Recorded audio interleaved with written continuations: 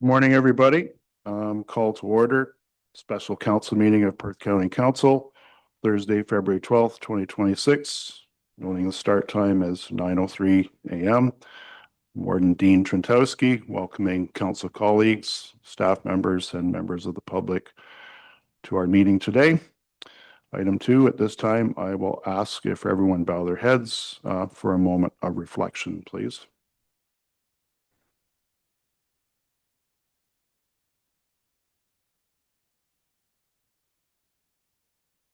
Okay, thank you.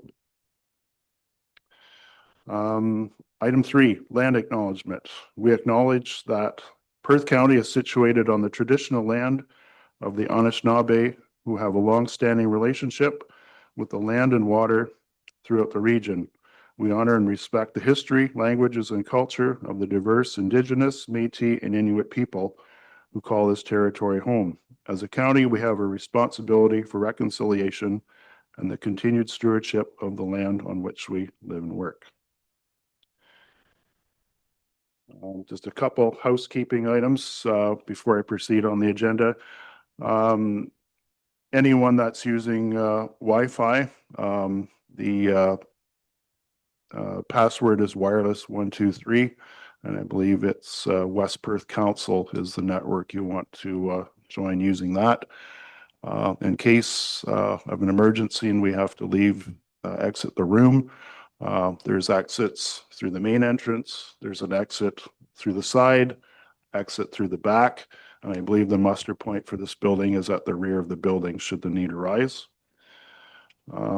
So with that, I'll move on to item 4, declaration of pecuniary interest. A pecuniary interest is defined in the Municipal Conflict of Interest Act, where a member of council or committee has a pecuniary interest in any matter, including that of a spouse, child, or a parent, and is present at a meeting of council or committee at which the matter is the subject of consideration. So this time I will ask members of council if they wish to declare a pecuniary interest at this point. Seeing none, if at any point should the need arise through the meeting, please indicate that to myself as the chair of the meeting. And I should also note that Councillor Kasenberg is not present today at the meeting. So with that, we'll move into item 5.1, confirmation of the agenda. The agenda was circulated prior to this meeting. I'll turn to the clerk to inquire if there have been any additions or deletions since the last circulation of this agenda. Clerk Sager, go ahead, please. Thank you. So through the warden, we do have 2 additions. Addition 7.4 would be item 7.4 is a delegation on item 8.1.1 forest conservation bylaw review update. Public feedback, and that'd be Elaine and Roger Cook. And then additionally, we have item 7.5, which is a delegation on the same item 8.1.1 forest conservation bylaw review update. And that's Richard Kesso or Kiso, JH Kiso and Sons Limited. Those are the 2 additions. Okay, thanks, Clerk Sager. So with that additional information, the recommendation is that the February 12th, 2026 agenda be approved as amended. Mover and seconder, please. Councillor Wilhelm and Councillor Duncan. Any discussion? All those in favor? Opposed, if any? That's carried. Thank you. Moving to section 6, consent agenda 6.1, forestry bylaw petition that has been included in the agenda, circulated to council for their consideration. Recommendation reads as follows, that council receives the consent agenda item 6.1. Deputy Warden Orr and then Councillor McDermott. You have a question? Go ahead, please. Just wondering how many petitions in the end, because I know there was a few added, just how many petitions were there in the final count? I'll turn to staff with that question. So through the warden, we don't total the number of signatures, but we did receive additional signatures after the publishing of the agenda. That information was circulated and will appear in the minutes as well. I'll additionally attach the additional signatures. Anything further? Okay. All right. So recommendation that council receives the consent agenda item 6.1. Moved by Councillor Kellum, seconded by Councillor Smith. Any further discussion? Seeing none, I'll call the question. All those in favor? Opposed, if any? That's carried. Thank you. Section 7, delegations.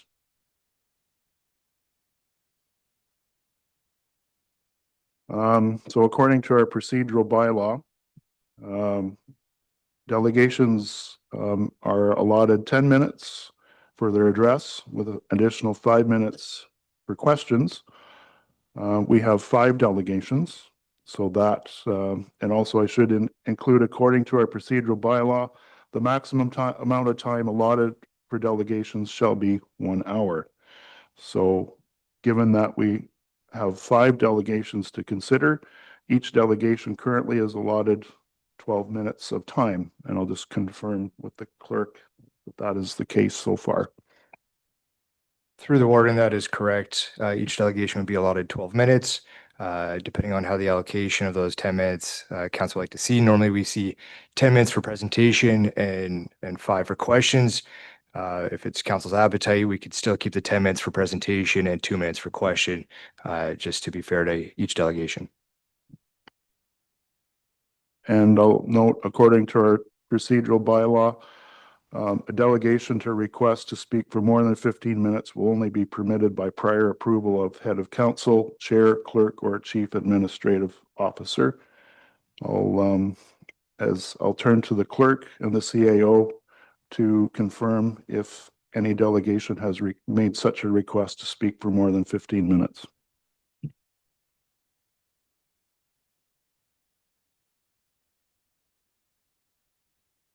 Through the warden, not to the CAO. And to the clerk. Through the warden, I did receive a request this morning before the meeting started, and indicated that we would proceed with the allotted time for each delegation. Okay, so as the head of council and chair of the meeting, I have not received any such request to speak more than 15 minutes. And at this time, we will proceed with the prescribed hour. Deputy Warden Orr. Just for clarification, does this council not get to have input and let somebody else talk longer if we as a group agree? Or like he did make it ask to the clerk? Is it your final decision? I'll turn to the clerk and elaborate further on what the options are. Thank you. So through the warden, council does have the option to motion to waive the rules and extend the time, if that is council's wish. Anything further? Sorry, I've never done this before, but if we want to extend time, do we have to ask for it right now or do we have to ask for it later on? Given that we're on section 7, dealing with the delegations, I believe it would be appropriate to make that decision now if council so chooses. So I would like to make a motion that Henry Koskamp get to speak. He has a second presentation. A second presentation. He is jointly going to do the delegation at 8.1.1, but I believe he would like to speak on the matter, but he would like to have his own presentation again or comments. So this would be this would be a 6th delegation. Is that what you're saying? Yes,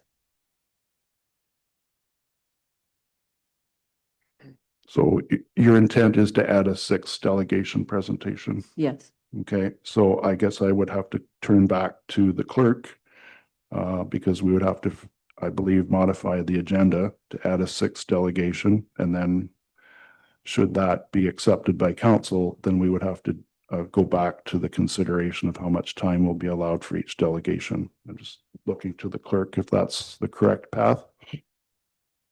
So through the warrant, instead of making additional time for each delegation, it would be a motion to accept another delegation to the agenda, which would be the sixth delegation. And because the request would be coming after 9 a.m. of yesterday, it would require a 2/3 vote from council. And then that 1 hour delegation timeline would be then further compressed, divisible by 6. All right, thank you for that clarification, Clerk Sager. So what's our intent here? Councillor Duncan? Through the warden, I'm just wondering if it might be simpler to extend the period that individuals get to present rather than adding the delegation procedurally wise. Okay. I'm looking to council for direction here. What is your wishes? Councillor Wilhelm?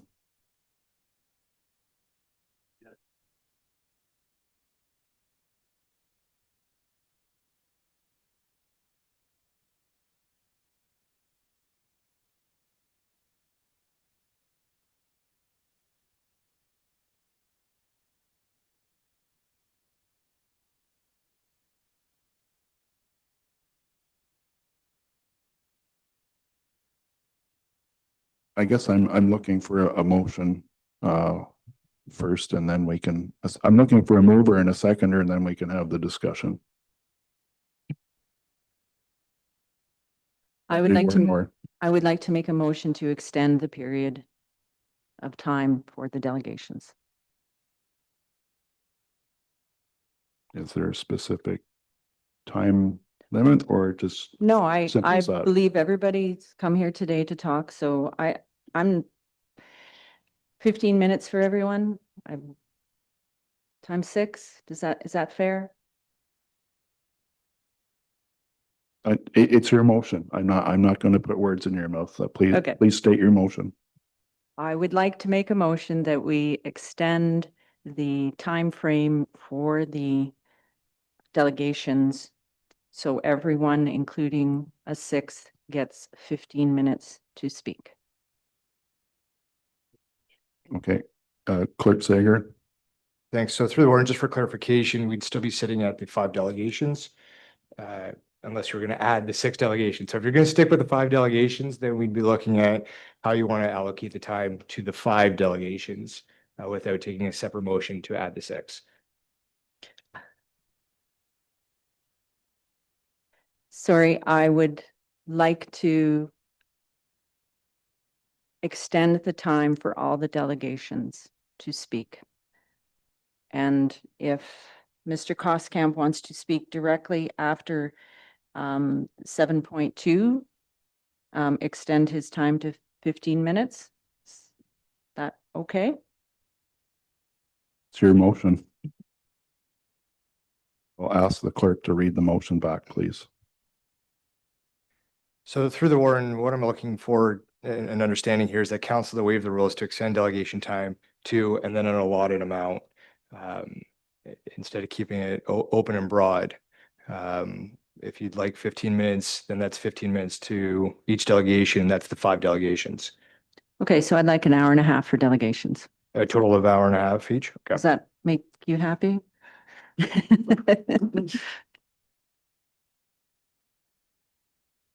So through the warden, that would be on average for everybody about 18 minutes.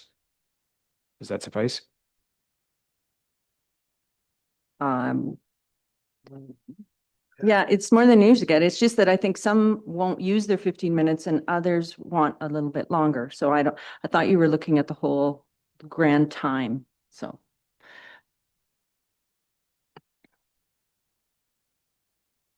So what you want I would like all the Please- delegation. Please state what you would like as a motion, please.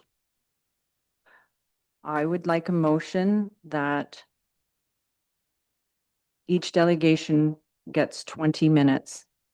And if somebody doesn't use their 20 minutes, it can go on to the period of an hour and a half. Okay, that's the motion. Let's have the clerk read it back, please.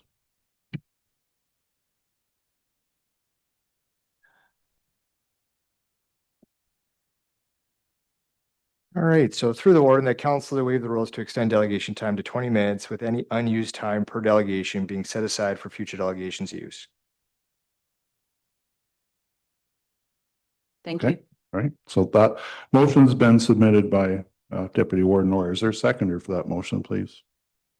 Councilor McDermott, you so second? Okay. All right, discussion.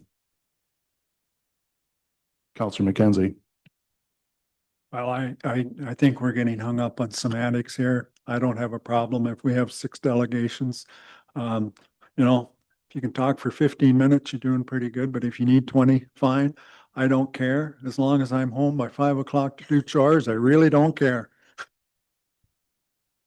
Okay, thank you. Any other? Councilor Agates. Does this motion allow us to have that 6th speaker? Staff. Through the warden, no. However, there was a joint application delegation that's listed for Colkman and Coscamp as referenced by Councilor or Deputy Warden Orr. So he can speak then? Correct. Correct. Yeah. And I'm with Walter. If we're here all day, we're here all day. We're here to listen to these people, not cut them off. Okay, thank you. Any further discussion? Okay, seeing none, call the question. All those in favor? Opposed, if any? Carried. Thank you.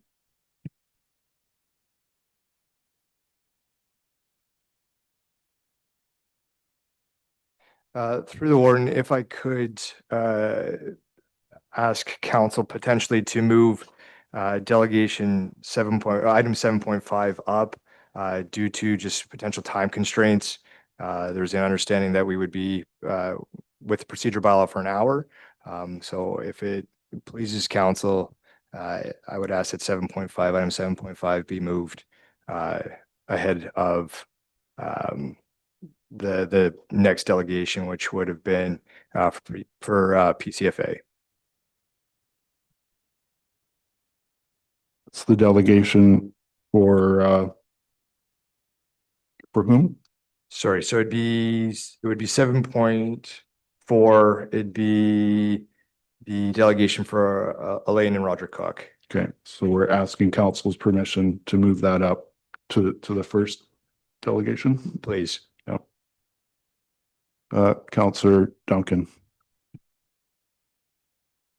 I'd be willing to make a motion to adjust the agenda in that manner. Okay, thank you. Is there a seconder for that motion? Councilor McKenzie, you so second. Any further discussion? Call the question. All those in favor? Opposed, if any? That's carried. Okay. So to begin our delegation portion in section 7, I will call upon Elaine and Roger Cook to come to the podium to deliver their delegation, please.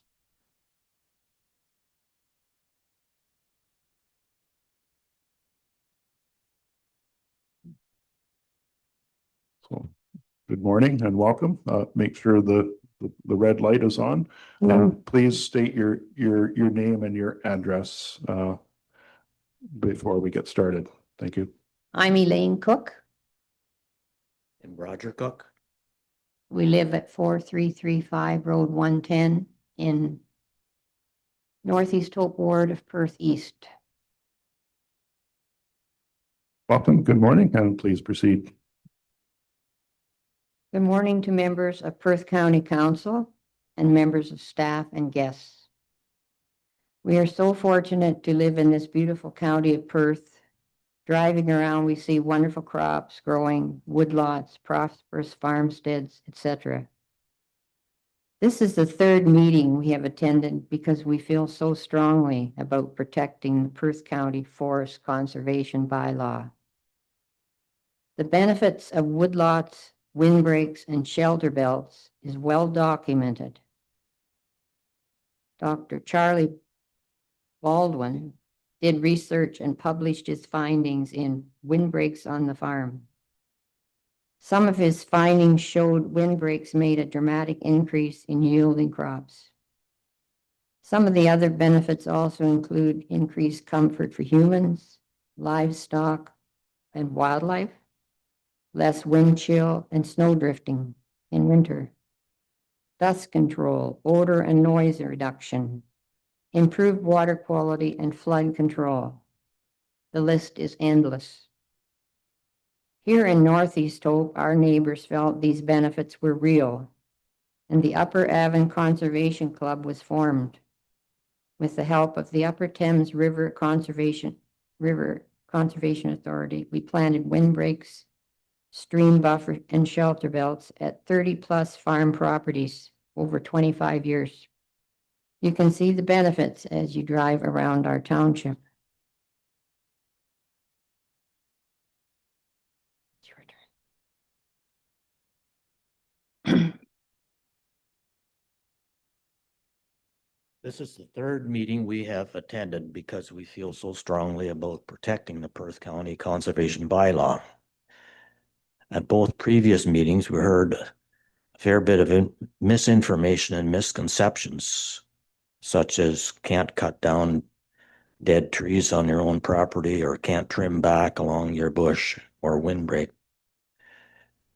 On our farm, Elaine and I have 6 to 8 kilometers of forest edge, much of which is coniferous windbreaks.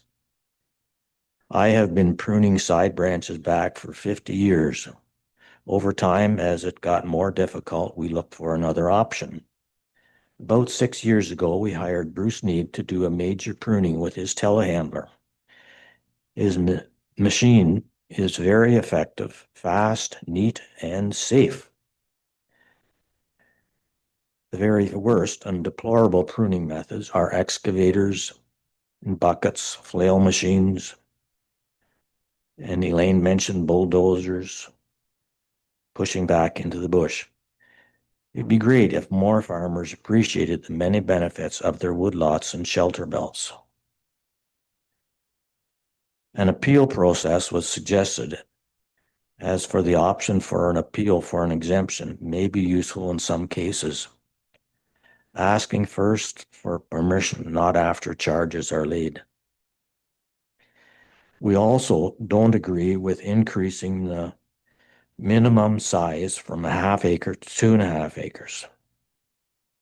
A lot of small acreages would disappear.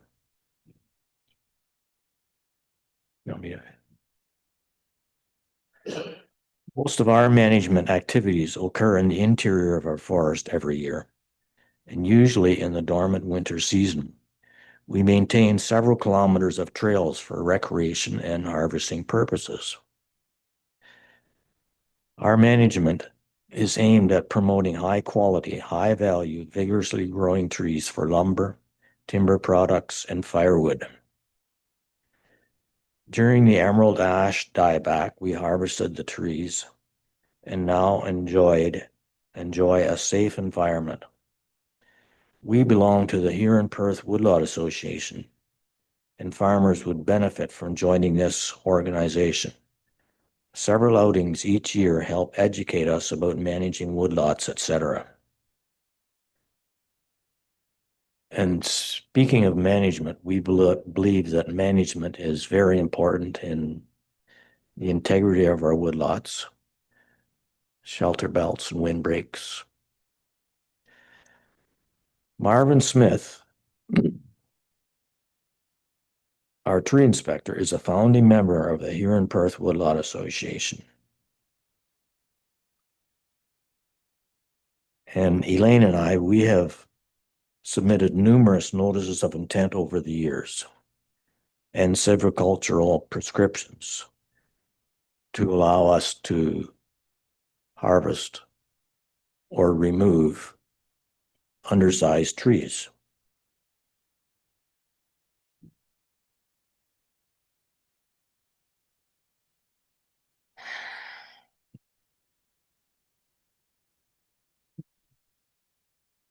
farmers would benefit from joining the Here in Perth Woodlot Association. It would help them to manage their properties and make some income from their forests. Regarding the permanent protection of windbreaks and plantations. Oh, wait a minute. No, it's okay. Regarding the permanent protection of windbreaks and plantations, we have been encouraging the planning officials and Marvin for years to offer protection for our windbreaks, etc. We purposely planted 3 rows to be self-sustaining to last into perpetuity. We are getting ready to sell our farm, and with this review, we are worried about the 12,000 trees we planted on our windbreaks, plantations, our bush. Are we going to have to put our farm in a trust in order to save them? At the last meeting, Bruce Krupp brought it to our attention that Perth County has one of the simplest bylaws in the province. Let's look at farm sales. When you buy a farm, you may pay the going rate of $40,000 for workable land only. Woodlots, farmsteads, maybe anywhere from 1,000 to 10,000. If you start clearing these that you paid less for your benefit, you've stolen from the farmer who sold it to you. As our council, we need you to make the best decision to preserve the forest cover that we have. Thank you. Okay, thanks, Roger. Thanks, Elaine. Just make sure your microphone is turned off, and please just remain at the podium because I'm going to ask counselors if they have any questions for you. So thank you for your delegation presentation. Fellow counselors, any questions for the Cooks? I'll start with Counselor Smith on the speakers list. Thanks, Cox, for your presentation. It's very informative. Just for my information, you said you've planted 12,000 trees on a 100-acre farm? 200 acres? Over what time period? 50 years. Awesome. Thank you. Okay, Counselor Wilhelm.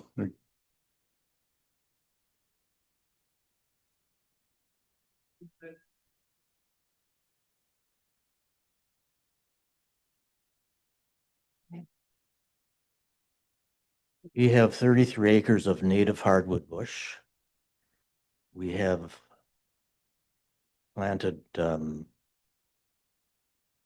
16 to 18 acres of windbreaks, some block plantations, which are up to 6 or 7 acres in size. We have about 3 of them. So we've taken out 16 to 18 acres of conventional farmland and put it into what I consider the ultimate in no-till cropping. Some of our windbreaks were put along the east side of our creek that runs through our property to protect from runoff from the fields. And we have 3 rows of windbreaks, one down the west side of our farm, one down the east side of our farm, and one down the middle of between the 2 100-acre farms. We've pretty much surrounded our farm and buildings with trees, and we consider that one of the greatest, most valuable features of our farm. So please do the right thing. I think there's more questions. Deputy Warden Orr. Thank you for the presentation. I can feel your passion for your woodlots. You touched on your presentation about a tree trust. I'm sure you're aware that in the potential changes for the new bylaw, there's a tree registry. Do you have any comments regarding that and what the difference would be? There will be a tree registry? That's one of the things. Potentially, yes. Potentially. Well, we would like to register our trees, our farm woodlots as a protected entity.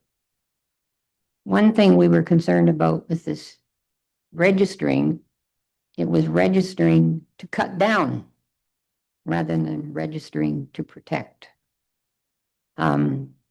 Somebody brought up that what if you planted a woodlot with the idea that 50 years down the line you would cut it up, that you would register that. And they do that in New Zealand. Sometimes the farmers there plant a certain amount of trees on their property with the idea they cut that down at the end of their farming career, and that's their pension. But their trees grow to maturity in 50 years, and it takes our trees hundreds of years to grow to maturity, right? So we wouldn't register ours to cut them down. We would register them forever. Follow-up? So my follow-up question is, you touched on a tree trust. Can you speak about that? Well, there's the Farmland Trust. There's the Here in Perth Land Trust. There's the Thames Talbot Land Trust. There's many trusts around, and you can register with them, and they would look after your property after you leave to make sure that it was done the way you wanted it. Okay, anyone else? Questions? Final call? Okay, no, thank you, Mr. and Mrs. Cook, for your Thank you. delegation presentation. Thanks. Okay, so following this delegation, recommendation reads as follows: that council receives the delegation on item 8.1.1 Forest Conservation Bylaw Review Update 2024-2025, public feedback from Elaine and Roger Cook. Councillor McDermott, do you move that? So moved. Councillor Duncan, you second? So seconded. Any further discussion? Deputy Warden Orr. To clarify, did you say 8.1? I thought it was 7.4. Clerk Sager. So through the warden, that's correct. It is item 7.4 that's moved up, but it's a delegation on item 8.1.1. So they're delegating on item 8.1.1, but it itself is item 7.4. Thank you for the clarification. Okay, any other questions or discussion? If not, I'll call the question. All those in favor? Opposed, if any? That's carried. Thank you.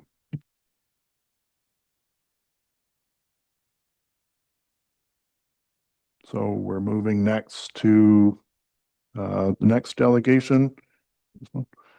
Okay, yes, so Julie Danon, past president, Perth County Federation of Agriculture, is next on our delegations list.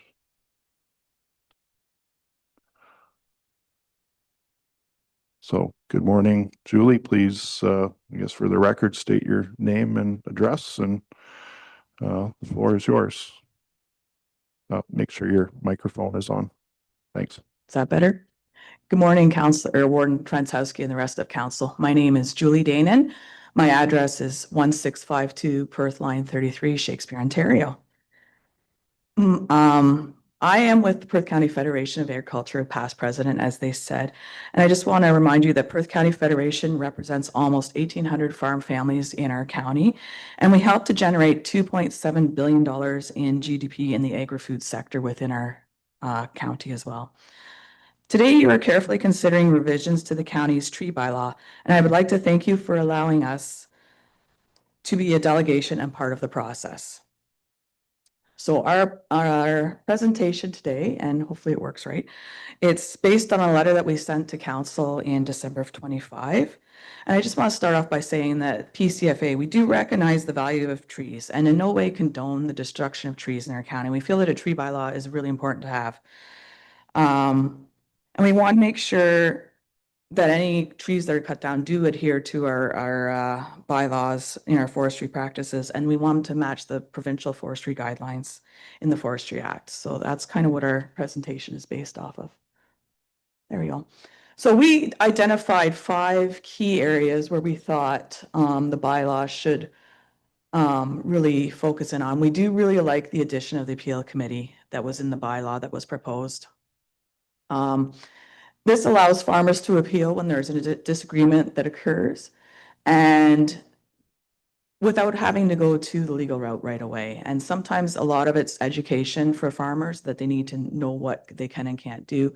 Sometimes it's a spot where there could be some trees removed that makes sense versus another thing. And then it could be appeals done.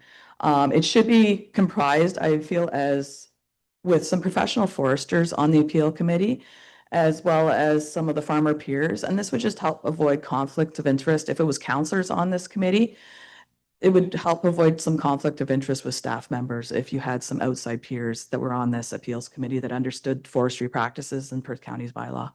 So that's why we thought that was important. We would like to see the removal of windbreaks, have windbreaks be exempted from the bylaw. Now, we're not saying that we cut down windbreaks. We'd like to see that the windbreaks aren't intended to be woodlands. We want the farmers to be able to do their regular maintenance on their windbreaks without having to ask for permission. This is not asking for total removal of windbreaks. We're not saying that the farmers remove the windbreaks. If they decide they put a windbreak up, then we want to keep it there, but there should be allowed to be able to remove it. And I'll come back to this point in a little bit when I come to some terminology that we've looked up in some other bylaws. We would like to see the removal of the protection for ash species. With the emerald ash borer going through, there is so many dead ash trees in this county right now, and it doesn't make sense to protect them. They're not going to be coming back. A lot of them are becoming extremely dangerous. So if farmers can be able to remove these trees without penalty, I think it's really important to see. And the last thing we had is removal of the woodlot definition. This just aligns our county bylaws with the provincial forestry tax, makes it simpler, makes it easier for farmers to understand and not going back and forth between, okay, what does this mean and what is the definition? And it just caused less confusion. I think the biggest thing with all the stuff that we've seen lately is the confusion on farmers about what is allowed and what isn't allowed. So the simpler we can make the forestry bylaw going forward, I think the better it will be. I've got a couple, oh, sorry, I forgot one more too. We also like to see the development of a biosecurity protocol for the tree bylaw officer entering the farm. We have a high proportion of animal agriculture within the county, and they've done a lot of hard work to develop biosecurity protocols. And we just like to see some respect be given to the vigorous protocols these farmers have developed. So that's the fifth recommendation that we have. Now, when it comes to simpler wording and some examples we were talking about, we found in the Wellington Conservation Bylaw for their forests, they had this one section about land that was previously cleared and used for agricultural purposes, which has become overgrown with young, less than 10 years old, early successional tree species. And it gives a bunch of examples. And the land is intended to be used again as part of an agricultural operation. So this is referring to windbreaks, edges of bushes, that it means if farmers get busy and they don't keep their woodlands cut back or their windbreaks cut back, then you can go and still clear that back to the original intended line. And it's usually pretty easy to see. You usually have either a plow furrow or it'll be just a lot of young trees. They can come and clear that back to the original intended bush line because it was intended for agriculture. And then farmers aren't getting penalized for letting things go, unfortunately. And sometimes you have health issues. Sometimes you're just money issues and stuff that things get ahead of them. So if they can clean back the original intended bush line, and we could have wording that's very simple and easy to understand without having to go to the bylaw officer to get approval for that kind of thing happen. And that's not to mean we're taking the windbreaks out. That's not to mean we're taking down bushes. It's just clearing it back to the original fence line or windbreak line that was already there. There was also some really other good, simple things in this bylaw as well. And this is all for exemptions. The other exemption was injuring or destruction of trees that are in a hazardous condition. So then farmers would know it's simple. Okay, we can take a tree down if it's going to cause an issue and we're not going to get in trouble for it. So it's just simple wording, I think, is what farmers are looking for, because a lot of what we've seen has been confusion and misinterpreting of the rules. And if we can make it a lot simpler and easier to understand, I think that would go a long way to making people happier in the county. Another example of simpler wording in their exemptions was the linear windbreak or hedgerow or bona fide tree nursery that is being actively managed or harvested for the purpose of which it was planted. This is also an exemption. So it just really spells out what is exempted. So making it simpler. And it comes back to protecting the ecological goods and services within our county too. Like farmers are business people as well, but we're expected to protect the ecological goods and services that benefit the whole county as a whole, right? And we don't want to make it hard for them to have windbreaks and woodlands and woodlots. We want farmers to plant windbreaks. We want them to do all this stuff. So we can make it easier for them to maintain it when things get when they get behind on stuff. I think this would go a long way in making the tree bylaw more usable. And making it easier to understand and interpret. So if you could implement our 5 suggestions and make things simpler to understand when it comes to the wording and when it comes to the exemptions, I think it would go a long way to show farmers that you understand their needs and support agriculture. Thank you. Okay, thanks, Julie, for your presentation. Please remain at the podium for questions from council. I'll ask you to turn your microphone off in the meantime. Okay, generating a speakers list for questions. Starting with Councillor McKenzie. Go ahead. Well, thank you, Julie. Good presentation. And we talked about communication, and that's what I'm going to zoom in on is communication or clarification. And you talk about windbreaks. And I just wanted to clarify. So basically your concern is a windbreak being considered as a woodlot, but you have no problem with a windbreak. And if it's mature and it's time to be removed for whatever purpose, logging or whatever, with a notice of intent or a permit, whatever is going to be the system that we use at that time, you're all right with that. So just to be clear, the problem with the windbreaks right now is when there's over a large or long distance, some of our farms really long, they can actually be classified as a woodlot or a woodland. And we don't think they should be classified as that. They should be classified as something different. And we want to be able to encourage farmers to put windbreaks up. We don't want to say that you can't manage this windbreak. And a lot of times windbreaks are 1 to 3 trees wide. They can get wide really quick if you don't do the maintenance on them, and they need to be cut back. And then the other issue we have with the windbreaks is a lot of times they're trees that mature quickly and they can get old and they aren't doing their purpose anymore. And they do need to be taken down and replanted or maintenance done on them. And I think on the farmer's perspective, if the windbreaks were actually taken out of exempted from the tree bylaw, there would be more, they'd be more willing to put them in, is what my understanding is, because they can still manage them down the road. Follow up, Councillor McKenzie. Yeah, just a supplementary then, and I'll rephrase my question. So I understand what you just said. My question, I guess, that I'm zooming in on is, so when the trees are mature and have to come down, you have no problem with obtaining a notice of intent so that they're coming down, I guess, for lack of a better word, legally. As long as I don't have a problem getting the notice of intent to take them down, as long as that they're not going to be said no to being taken down when they need to be taken. Does that make sense? Yes. Okay. So much. Yeah. No, I just wanted to clarify that. I would like to have the maintenance of that windbreak exempt from going for a notice of intent. That's what our ask is. Is that clear enough? Okay.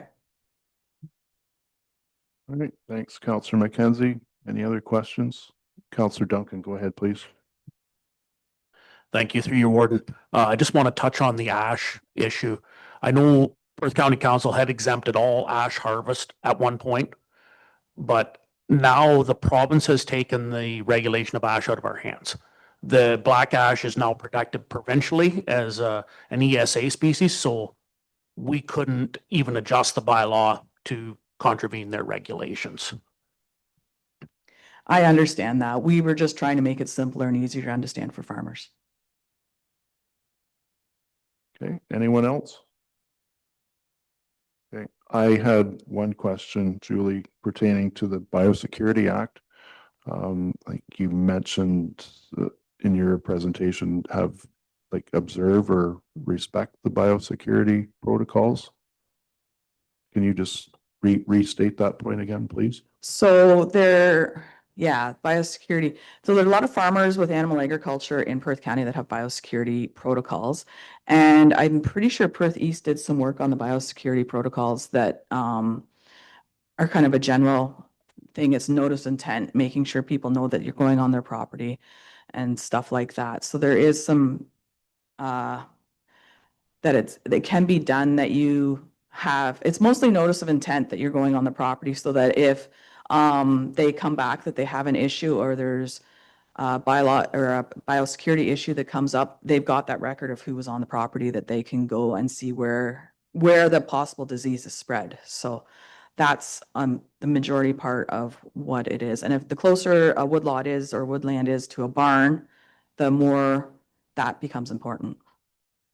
Thank you. And I understand that position and where you're coming from. I guess my comment as observation is that the Biosecurity Act, what it states is at odds with the intent, the objectives of the Biosecurity Act are at odds with the abilities given any inspector who's under the auspices of the Municipal Act, and that includes the Forestry Act. So kind of to Councillor Duncan's point, the competing pieces of provincial legislation are at odds with each other, as my understanding. I am not as familiar with municipal acts, so I understand the Biosecurity Act and that it's basically traceability in the Biosecurity Act.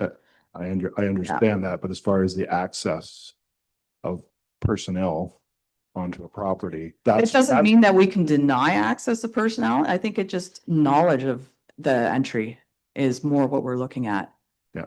I don't think we can deny that. Yeah. I agree with that, but if you have the notice of the intent of someone coming on, like you need to know that for some biosecurity protocols. And I understand that. I'm just identifying that as Okay. a conflict in the, as I see it, a Mhm. conflict in the legislation. And it doesn't, I haven't seen in the legislation where it identifies that area of providing information for traceability.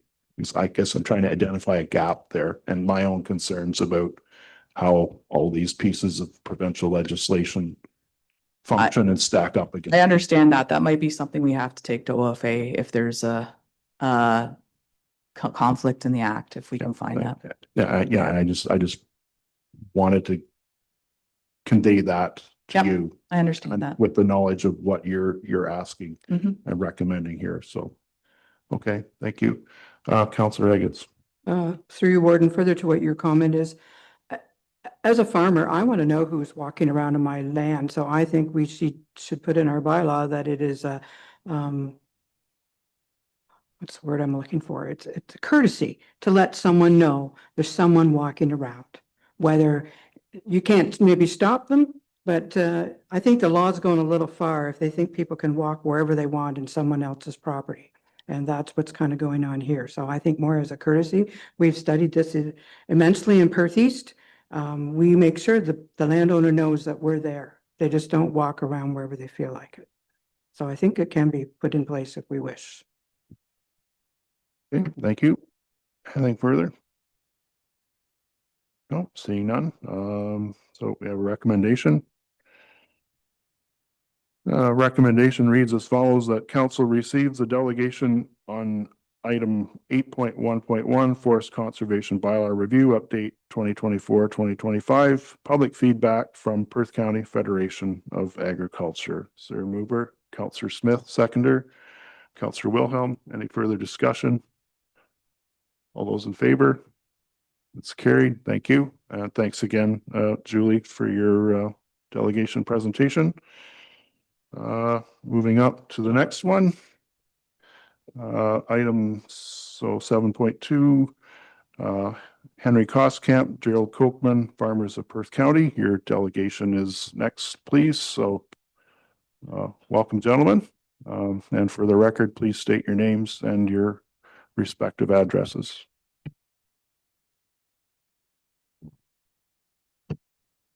So I'm Gerald Kolkman. I live at 5901 line 53 West Perth near Moncton.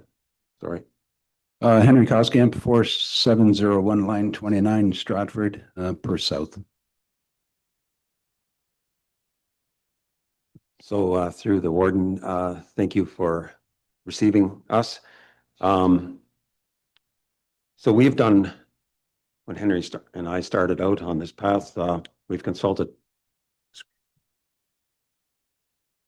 Can our presentation go on the screen? Well, I think we'll do the PowerPoint. The clicker's on the table if you want to advance the slides there. Oh, okay.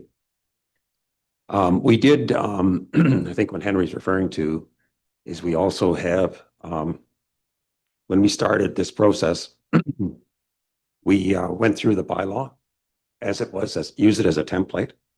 And we have provided council with the complete bylaw and schedules and everything. What we prepared here is just the PowerPoint presentation. So we're going to present this, but realize that this is just snippets out of the total document that we have prepared. Okay. So this is just the changes that we made. Okay. So what you're seeing here is just the changes. So the next slide. So this Municipal Act regarding forest conservation, Section 270 of the Municipal Act says municipalities shall adopt and maintain policies with respect to the following matters. And this is 7. So there is up to 7, and it goes through a whole bunch of this, but number 7 is what tunes in on the natural environment. And in 7, it says the manner in which the municipality will protect and enhance the tree canopy and natural vegetation in the municipality. So what does manner mean? It means a way in which a thing is done or happens. This refers to a policy. There is no mention of a bylaw at this point. Now, in Section 135 of the Municipal Act, it says a municipality may prohibit or regulate the destruction or injuring of trees in a bylaw. And then in the Natural Heritage Reference Manual, which is 233 pages long, the Municipal Act, it says in there, the Municipal Act empowers all levels of municipalities at their discretion to pass forest conservation bylaws. Next slide. The province leaves the decision up to the municipality and does not require the municipality to create a bylaw. Not all counties have forest conservation bylaws, such as Essex, Chatham-Kent, Dufferin, Peterborough, Hastings, Lennox, Addington, Leeds, Grenville, Renfrew, Prescott, Russell, Stormont, Dundas, Ottawa Valley, Carleton, and Glengarry, to name a few. There are more. Dufferin County Council voted to scrap their forest conservation bylaw in 2013, opting for a forestry policy instead. And I'd just like to point out here, just one little add-on, that the bylaw in Perth County only came into existence in 1947. So all of the woodlands that you see now, the bylaw did not create those woodlands. It was not the result of a bylaw. That was done because of the stewardship of the landowners. Next slide. Oh, okay, methodology. We used the originally proposed bylaw as a template, but made changes to it. An attempt has been made in the crafting of the bylaw itself to incentivize tree planting. We have not removed any of the deterrents in place, but have clarified definitions to remove as much ambiguity as possible from a bylaw.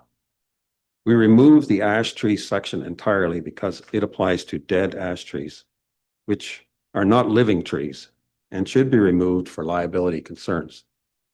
And I remember when we had the Dutch elm disease, the government paid farmers to cut the dead elm trees down. Next slide.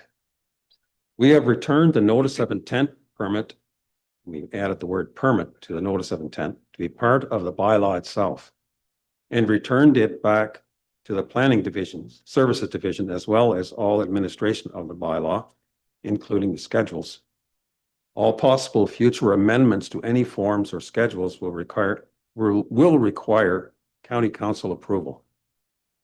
So in the other document we have, there's a Schedule F, and it is a notice of intent permit. So it then will become part of the bylaw. It's not outside the bylaw.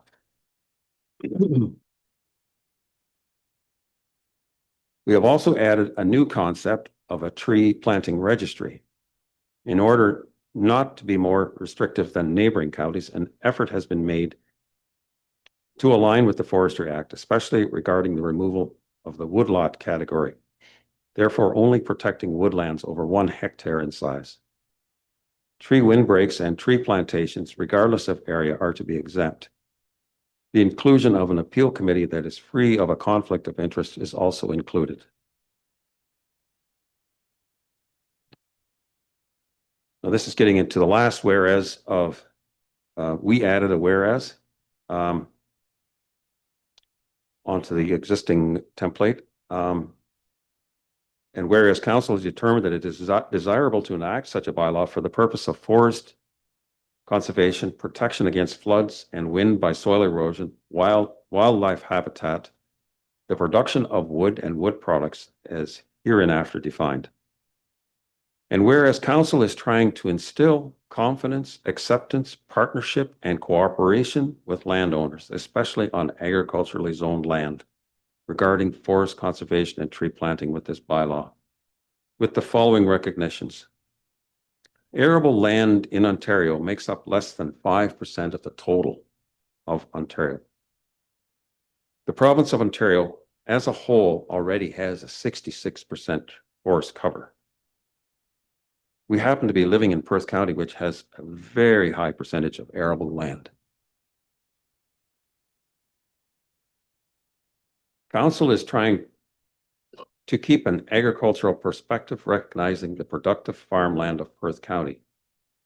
Council recognizes normal farming practices that evolves over time to include new and improved farming techniques to ensure the future viability of farmers on agriculturally zoned land. This bylaw tries to counterbalance the needs of agriculture with forest conservation. Council, in following the provincial planning statement, is instructing planning authorities to use an agricultural system approach based on provincial guidance to maintain and enhance a geographically continuous agricultural land base and support and foster the long-term prosperity and productive capacity of the agri-food network. And lastly, the last whereas of the bylaw.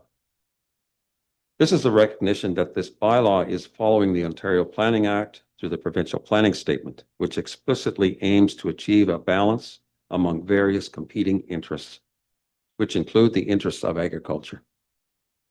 This last whereas also recognizes that farmers and landowners are the primary stewards of the land.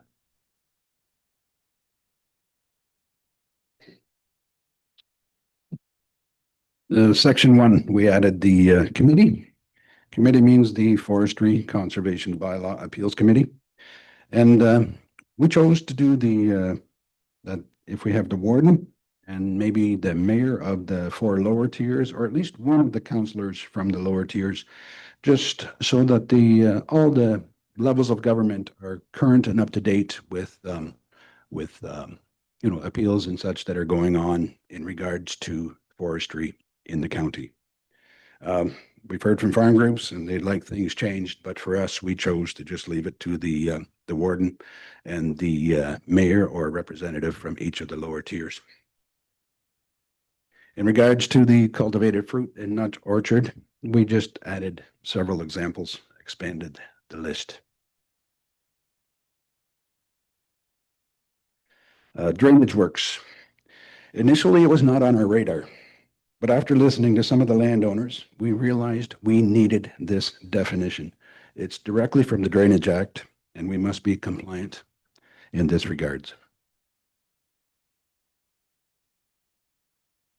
Oh, an officer. We're in the definition section. Yep. means of a law enforcement officer or other person appointed by council for the administration and enforcement of this bylaw. The officer's primary role is to enforce the bylaw as passed by county council, and if an offense has occurred, is to be the officer called upon to be a witness in a provincial court as defined in the Provincial Offences Act. The officer's primary role is bylaw enforcement and not as a provincial offences officer. A supposed infraction of a section of the bylaw will be heard by an appeal committee if it's adopted first, and it may never reach the level of a provincial offense. Replantation. This is a definition, this is taken from Oxford County. A tree plantation is a wooded area where trees have been planted or seeded in a predetermined pattern or rows and are harvested for commercial purposes in keeping with the original purpose of planting or seeding. The tree plantation registry. This is one of the unique concepts that we felt was essential. And what we're trying to do here on the planting registry is if you're, for example, in a situation like the Cooks, where you want to see that forest, your farmland turned in and registered as woodland and be protected for many generations, that can be done through the registry. And let's say you're going to grow a couple acres of cedar, but you want to be guaranteed you can harvest it for fence posts at the later. You could also register the intention that it will be a crop for a specific purpose and a specific time.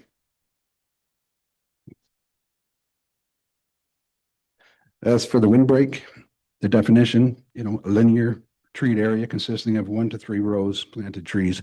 We added the regardless of area. And regardless of area is explicitly to encourage and incentivize landowners to plant windbreaks by ensuring them they'll be free of any future possible regulations, limiting their abilities to make changes in the future. And many landowners and some of the lower tier councils were actually unaware that any windbreaks that exceed a half acre or 0.2 hectares automatically fall into the control of the forestry bylaw. I should probably keep going.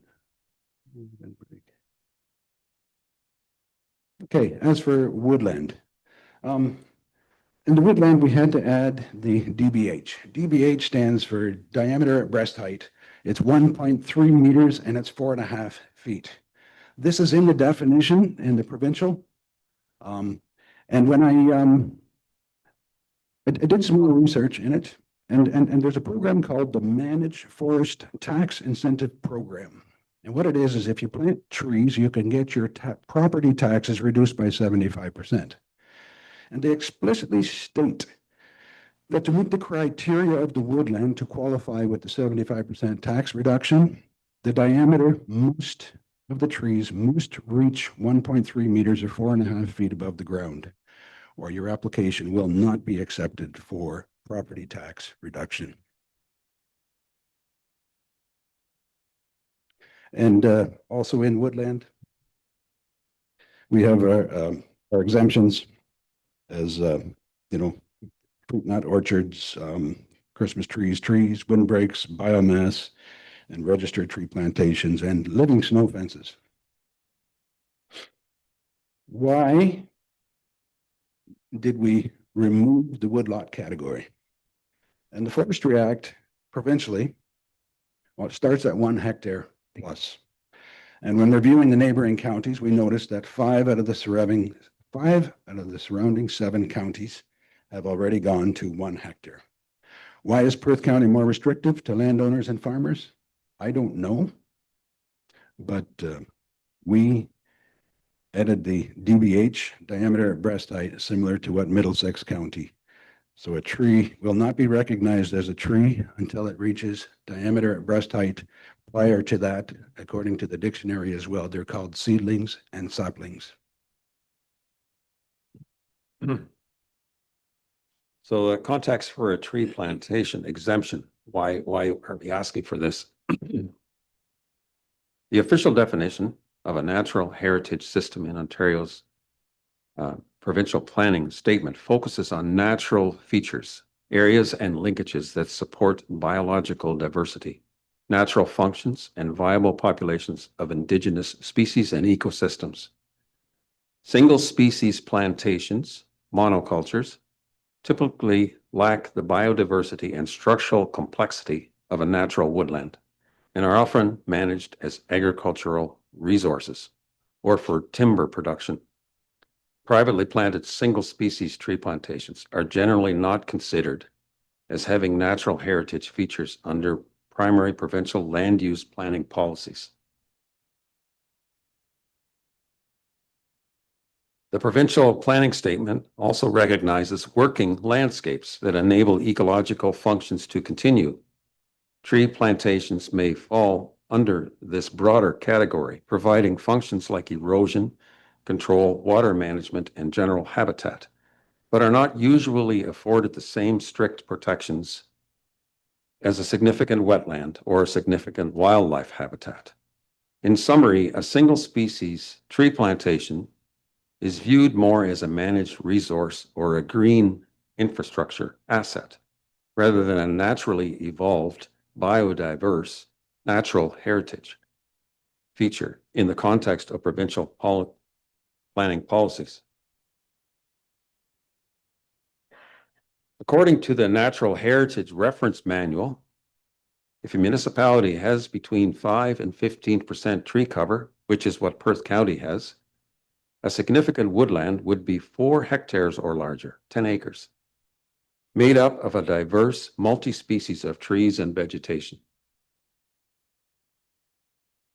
So an example that I found out of a recent farm magazine of a use for a tree plantation or a tree planting registry is there's an ad looking for cedar fence posts. So they're wanting farmers to grow cedar trees in a plantation, which will be clear cut and harvested for cedar fence posts. We all know, I mean, fences have disappeared mostly, but in some areas there's still a need for cedar fence posts. So that's just one example of a use for a tree plantation or the registry, tree registry. Another concept we wanted in there for sure was the living snow fences. And it's just a one or more rows of trees, preferably evergreens, planted with a setback of 25 to 50 meters. And the reason we moved this setback to 50 meters is the sprayers today are getting up to 120 feet, which is 36 meters. And really what we're doing is we're creating a long, narrow field along a roadway. And if we want people to be willing to plant these living snow fences, we have to make it convenient for them to manage effectively these long, narrow fields along a roadway. And we feel strongly that some financial compensation would be pretty nice to encourage it, but for sure the trees should be free.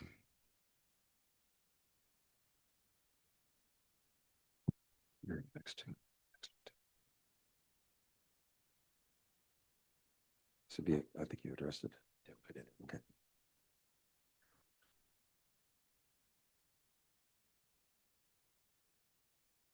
So this is a bit complicated. There was a bit of confusion here, what that meant when we were talking with farmers. So where a woodland crosses more than one property. So this would be where you share a woodland with your neighbor or another neighbor, maybe 3 neighbors.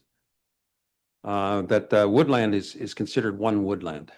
It's not like if you only had a half an acre of it that you could take your half acre out. No, it's that it's considered it's one complete woodland. But where we define it would, we said it would be defined by its property boundary, not its ecological boundary. Woodland boundaries should be defined by the legal property lines, such as old fence lines, to provide a clear, measurable standard for enforcement and planning, whereas ecological boundaries are often subjective leading to mapping disputes. Drainage works. This was quite an area that Henry and I didn't have on our radar, but it became an issue as we were consulting. Except for municipal drainage works, every person commits an offense who by themselves or through another constructs or causes or permits to be constructed tile drainage works consisting in whole or in part of perforated tile through a woodland. It needs to be closed tile when passing through a woodland. The county and our lower tier municipalities shall direct a drainage superintendent to remove any drainage works, all weeds and brushwood, fallen timber, or other minor obstructions for which the owner or occupant of the lands adjacent to the drainage works may not be responsible, and the cost for such work is chargeable as part of the cost of the maintenance of the drainage works.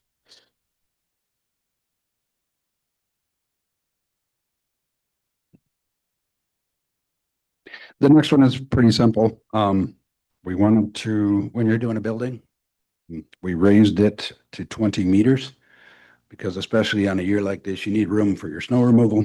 And we need room these days to get semi-trailers around our buildings and stuff. It's not straight trucks anymore. So we just changed it to 20 meters. On the next one, the appeal committee. Yeah, so the appeal committee, we chose the warden and 4 counselors or the mayors, 1 from each of the 4 lower tier municipalities. And this is taken from the Middlesex County bylaw. And if you think about it, Middlesex County, for example, has 7 conservation areas and a provincial park. And they got many bright minds around that table, and they came up with this appeal process. What it does, it keeps all the counselors current, upper, lower tier. And if there's any evolving changes that need to be addressed in the bylaw, as they're hearing appeals, and some of the appeals are not ideal because the rules need to be changed, they are the decision makers, and they will have their finger on the pulse.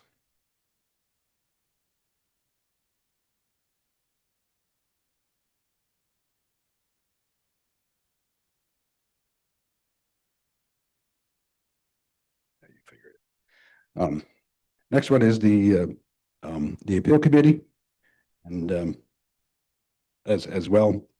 And what we wanted to let it be known is that the decision of the appeal committee is final, and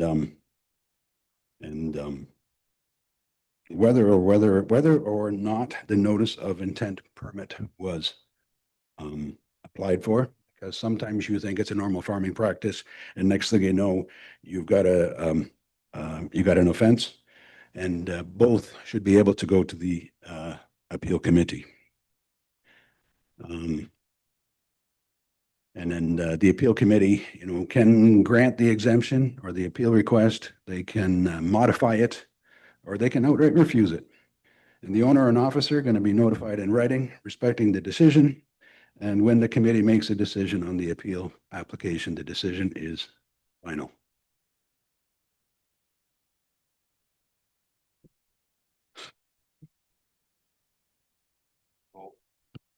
So this is, we didn't show this schedule. This next section is the schedules. It is in our proposed bylaw in the whole complete document.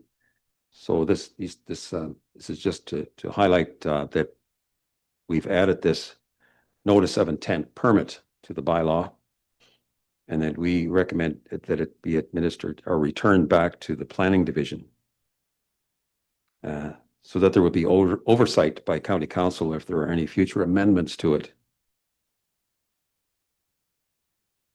We also, there's also a schedule for stop work order. I think we need new batteries. After hearing an appeal, the committee may confirm or revoke an order or stop work. The decision of the committee when hearing an appeal for a stop work order is final. And then we have another section called work order, which just gives the authority to the appeal committee to commence work. The next one is enforcement, section 13. This was already touched on by the Perth Federation of Agriculture. It was regarding, we left everything the same. We just added, see in the dark printing there, precautionary measure regarding liability and biosecurity concerns. So Bill 156, which is the Security from Trespass and Protecting Food Act 2020, that is the Biosecurity Act. And there's also the Occupiers Liability Act. So there's two things. There's liability, like say the officer falls in a pothole in the woodland or gets hurt. We would like that the officer contact the owner as a professional courtesy before entering the land. And this would mitigate biosecurity concerns and would mitigate liability, because there might be some dangerous things on the property that the bylaw officer should be aware of. Also, we found one of the schedules in the original proposed bylaw was black locust was listed there. Well, black locust is an invasive species of tree. Black locust trees are that threaten native species of trees. The leaves, stems, bark, and seeds contain gastrointestinal neurotoxins. They can be fatal to humans and animals such as horses. There is an agricultural exemption that allows farmers to use Class 9 pesticides to control black locust. So we were wondering, why are they listed there?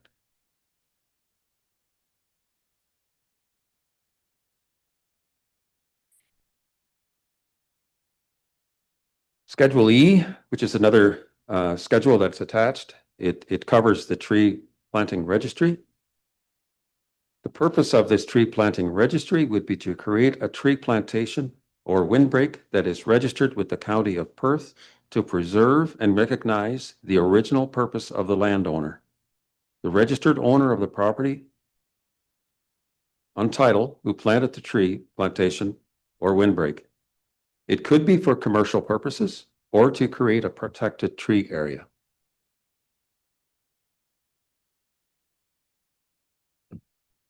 Just some of the main highlights in conclusion. The appeal committee being free of conflict of interest and also keeping the upper and lower tier informed. Protecting the existing woodlands, that hasn't changed, but we go to 1 hectare in alignment with our neighbors, as outlined also in the Forestry Act.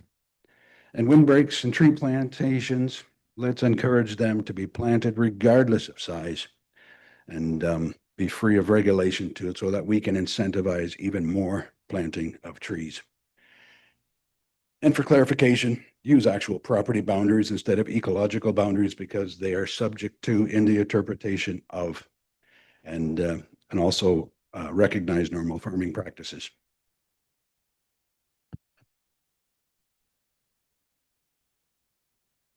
That's it.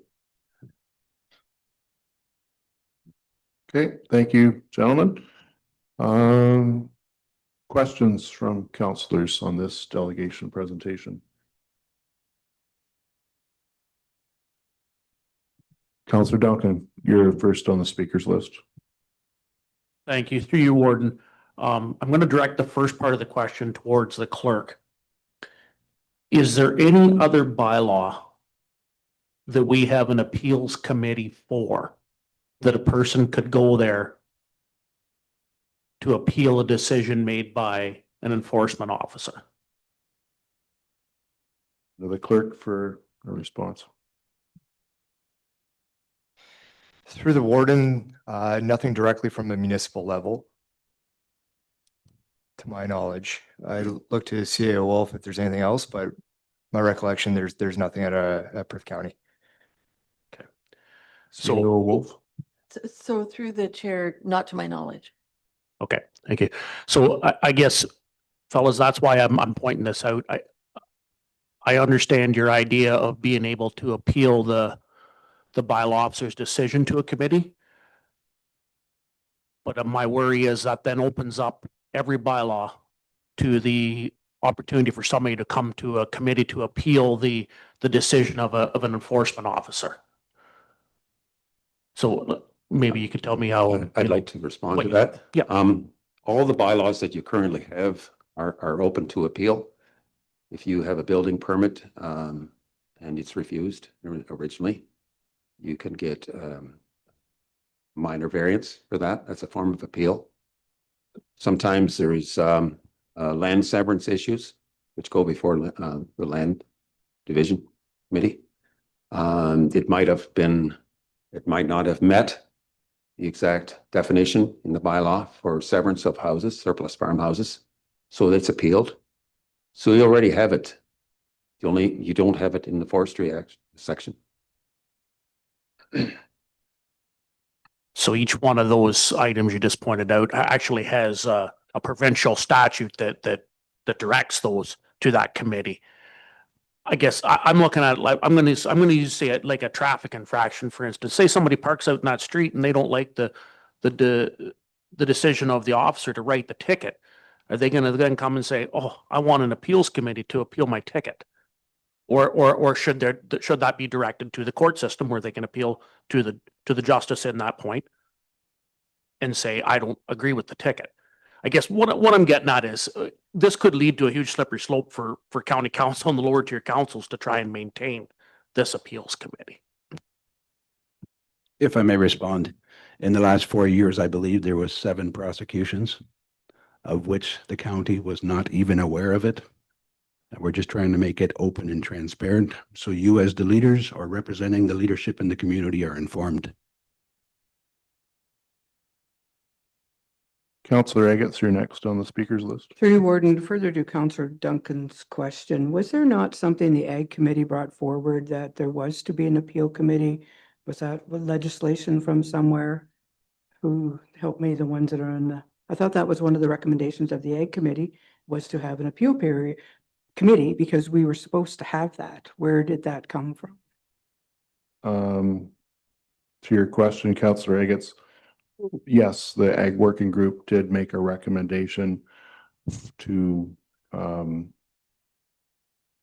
create or investigate the creation of an appeal committee based on Oxford County. But that scope of the appeal committee was similar to Oxford County, wherein a notice of intent is filed, reviewed by the bylaw officer or the person in charge at the municipality. And if the notice of intent is denied, if the application is denied, then that application is then routed to the appeal process they have in Oxford County. And that's the limit of the scope. The appeal committee at Oxford does not address situations where, in the opinion of the officer in charge, that a violation has occurred like after the fact. Like the appeal committee just deals with applications before the fact and before the fact only. Does that help Okay. answer your question? So then as a follow-up to these gentlemen, you're asking for an appeal committee when the bylaw officer is going to press charges? Our thoughts are, before we're going to spend all the money in the court system, can it be solved beforehand? Okay. And if it goes to court and the justice of the peace decides, you guys figure it out. You as a defendant are now guilty, because unless the judge weighs in and declares either way, but as long as the judge says you guys need to solve this amicably, you as a defendant have no choice but to plead guilty to stop it. Okay, thank you. Any other questions? Okay, don't see anything. Oh, Councillor Smith, did you have your hand up? No? Okay. All right. No, I think that's all we have here then. So if there's no other questions, I will read the recommendation as follows: that council receives the delegation on item 8.1.1 Forest Conservation Bylaw Review Update 2024-2025 Public Feedback, Farmers of Perth County. Moved by Councillor Duncan, second by Councillor McDermott. Any further discussion? Call the question. All those in favor? Opposed, if any? That's carried. Thank you, gentlemen.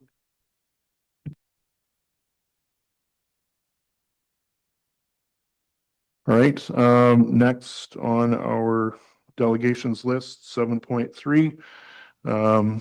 We have Maitland Valley Conservation Authority, Aaron Guthrow, watershed ecologist, and Phil Beard, general manager. And also Upper Thames Conservation Authority, Brandon Williamson, land management coordinator, Associated Registered Professional Forester, and Oswald Bayfield Conservation Authority, Nathan Scolier, Stewardship and Conservation Lands Manager. Good morning, lady and gentlemen, and welcome. The floor is yours for your presentation. Thank you, Warden. Thanks you, Council, for having us here today. Brandon Williamson, I'm the Land Management Coordinator for the Upper Thames River Conservation Authority at 1424 Clark Road in London. I'm also Associate Registered Professional Forester and the President of the Board for the Ontario Professional Foresters Association. And I'll let Aaron and Nathan introduce themselves. Aaron Guthrow, watershed ecologist from Maitland Valley Conservation Authority, 1093 Marietta Street. I have an honors Bachelor of Science and a master's in resource management. Nathan Scolaire, Stewardship, Lands and Education Manager for Oswald Bayfield Conservation Authority and resident of Perth County. Work address is 71108 Morrison Line. I'm just going to set the stage for Aaron and Nathan here, just to provide a little bit of background and history in forest management in Ontario. I'm going to try to go really quick here. The Forestry Act is a provincial legislation essentially providing forest managers across the province with definitions and terms and conditions regarding forest management. There's land use agreements. There's a definition about officers and enforcement and general terms regarding bylaws in that act. It's really simply an act of definitions and terms and conditions essentially for forestry in Ontario. It's kind of like the umbrella piece of legislation. Crown Forest Sustainability Act is another provincial legislation. It applies to, I've seen it mentioned in a couple of different bylaws and terms here and there, but it essentially applies to Crown land forest management only. Does not apply to private land forestry, which is what we're speaking about here today. So the goal of that act is to meet the social, economic, and environmental needs for future generations. It's essentially the Crown Forest Sustainability Act. Professional Foresters Act provides governance and defines scope of practice for professional foresters in Ontario. We do sign a code of ethics, and our goal is to protect the environment as well as the public interest. That is the essential mandate for professional foresters in Ontario, and we are a regulated profession by the Ontario Professional Foresters Association, similar to Engineers of Ontario or Nurses Association. Municipal tree and forest conservation bylaws are obviously municipal bylaws. And folks are correct when they say that the Forestry Act does not, and the government does not mandate municipalities to create forest conservation or tree conservation bylaws. It is up to the individual municipality to do that. And that is obviously written right in the Forestry Act. They are given the exclusive rights to create these bylaws based on community needs, reflect distinct characteristics, climate change, climate variability between municipalities, soil type, moisture regimes, and socioeconomic factors. Just want to give a little bit of overview. This is a screenshot, Google Earth screenshot near Tilbury, right on the border between Chatham-Kent and Essex County. So just comparing some of the weaker bylaws or some of the concerns around having no bylaws or weaker bylaws tend to have fewer or lower forest cover. Essex is around 3% forest cover. Chatham-Kent is around 3 or 3.2% forest cover. You can see there by the picture what that looks like. Huron around 15, Oxford 14, Elgin, Norfolk County, which has one of the better municipal bylaws in the province, has about 25% forest cover. Perth County, depending on where you look, is sitting around 9 to 9.6%. So strong bylaws are needed to maintain a minimum standard, and often bylaws are the minimum standard across the province. Just want to talk a little bit about two provisions within most of the bylaws: circumference or diameter limit cuts and good forestry practices. The diameter limit provision is essentially what we refer to as high grading. And without going into everything there, what it essentially is once the tree reaches a certain size by circumference or diameter, it can be removed, essentially. There's no forestry management oversight. There's no consideration for insect and disease and pathogens, defects, stand density, stand structure, species at risk, invasive species, health of the trees or wildlife habitat. Essentially, it can be done by pretty much anybody with this diameter limit cut. As a registered professional forester, under the code of ethics, I am not allowed to write a prescription under this provision of the bylaw because it goes against good forestry practices and the code of ethics that we sign. Good forestry practices does provide a lot more cases for the factors that I mentioned there: species composition, size, class, tree health, stand dynamics, wildlife values, and it's developed through a management prescription, a management silvicultural prescription, which does increase the landowner's understanding of how their forests work and how their forests integrate with the other land use activities across their property. Right? It provides the landowners with the ability to make informed decisions for the long term. And it is more comprehensive to administer, but it yields greater results for your forest health, the environmental health of the surrounding area, and it will increase your property value as long as your woodlot or your woodland begins in a very good state as well. And it's healthy and it can be managed properly. It can continue to flourish and create increased property values. Before I hand it over to Aaron and Nathan, I just want to address a couple of comments that I read in the previous presentations through the agenda. 66% of Ontario has forest cover. That may be correct, but the majority of that area is in the boreal forest, north of, we'll say, Huntsville to Perry Sound, that kind of area somewhere in the province. The majority of that 66% is going to be in the boreal forest, not in Southern Ontario. Obviously, Southern Ontario is highly agriculture, which is what we need, as well as its urbanized centers as well. So I just want to point that out that's we're talking about the majority of that area is in northwestern and northern Ontario. The intent of plantations, often the misconception of plantations is that they just plant it so that we can grow trees to cut them down. And there are areas of the province, Simcoe County and the Ganaraska Forest area near Peterborough, where those plantations were planted and with the intent of harvesting telephone or hydro poles off of those for red pine plantations. The vast majority of conifer plantations, while they may lack some diversity, the intent of them being planted is to capture marginal land quickly and cheaply. It's a lot cheaper to plant in rows.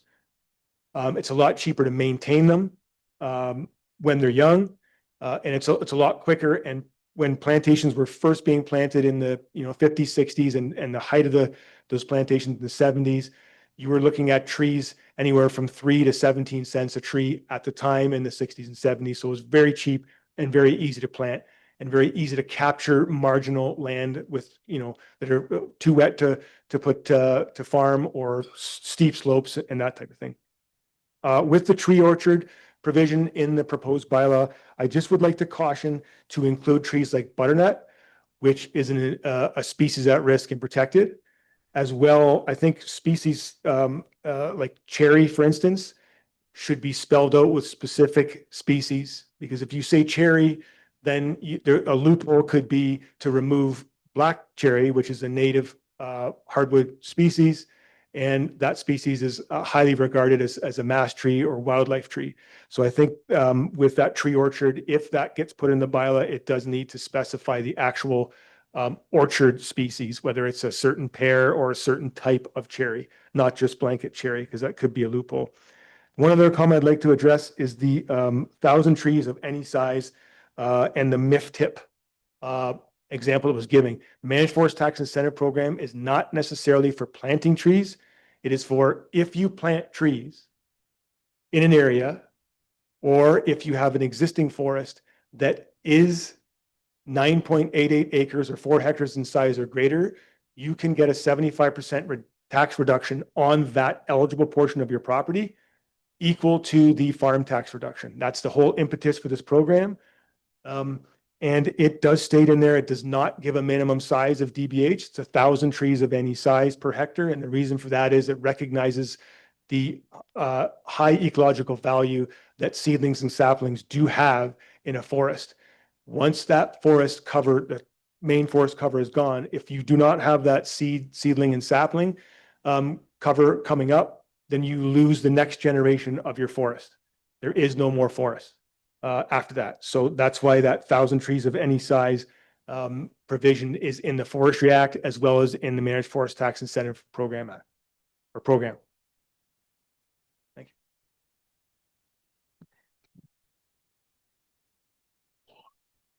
Thank you very much. Most of my comments today will be taken from a forest health study that Maitland conducted from 2021 to 2022.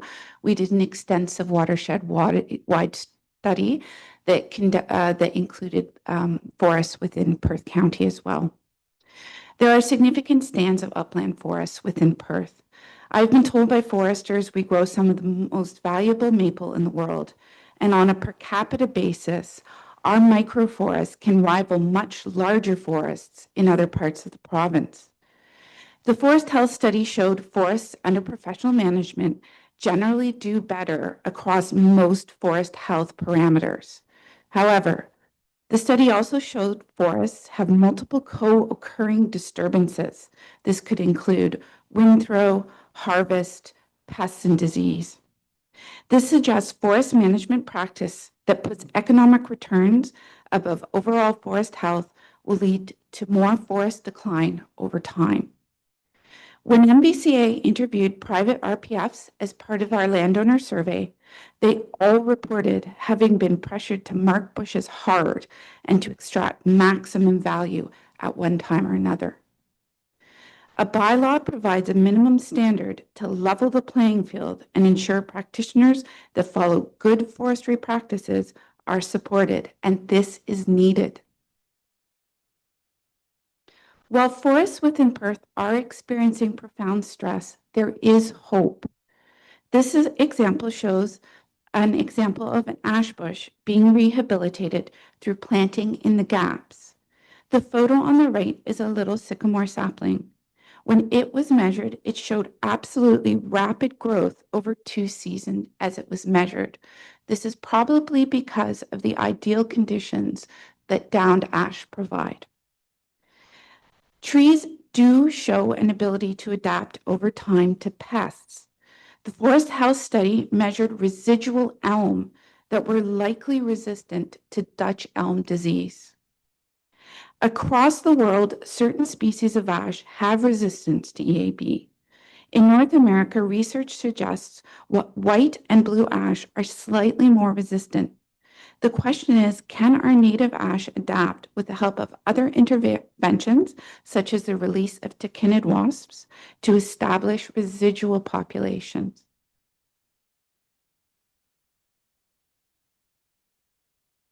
During MVCA's landowner survey, landowners reported that they felt a significant burden with managing forests. Challenges included time, interest, knowledge, money, and ability.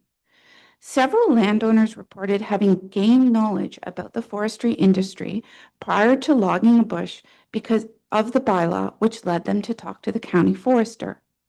It was through this process landowners reported having gained knowledge that not all operators were ethical and not all harvest operations led to desired outcomes in terms of forest health. This suggests a well-crafted bylaw that is responsive to both landowners' needs and forest health can be helpful to landowners as they navigate the forestry industry. Conservation authorities, along with their public and private community partners, have invested considerable time and money into replanting Perth's headwaters. For example, from 2020 to 2025, MVCA alone has invested $260,000. However, existing forests are critical. Forester Ian Jean calculated if a Sauble Bayfield Conservation Authority planted an average of 36,000 trees per year, it would take 111 years to get a 1% increase in forest cover.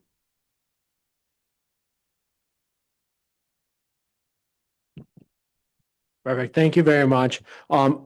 What I want to do is to take a minute to really step out to that 50,000-foot level. I'm afraid sometimes that we can't see the forest for the trees. And what I want to do is really step back to the core mandate of conservation authorities, and that's to protect life and property from natural hazards such as flooding and erosion. And so often when we think of that core mandate and the role of conservation authorities, what we think of is conventional flood management, such as a wildwood reservoir that's pictured here. It's really easy to see. They're tangible. You can see the role in flooding and erosion. Water goes in, less water comes out. We draw that system down as the system can anticipate those flows or accept those flows. And we're able to balance that flow. But woodlots really provide those same services. And I was very glad to hear the agricultural groups earlier reference these goods and services of woodlots. And really, this is going to be most apparent in the coming months. Keep it in mind when you're driving around the landscape the next month or so when we have the flow. First, you're going to see these services really hand in hand, almost as tangible as you can see it with built infrastructure like a dam, because you're going to see slower, more drawn out snowmelt in these areas. Then you're going to see ponded water on the landscape. This is water that these woodlots are holding across their entire landscape, not just at point locations like a dam. That's water that's no longer rushing towards your infrastructure, whether that's communities, your municipal drains, and even your private drains, and allows that agricultural drainage to do its job and allow us to grow the food in those areas.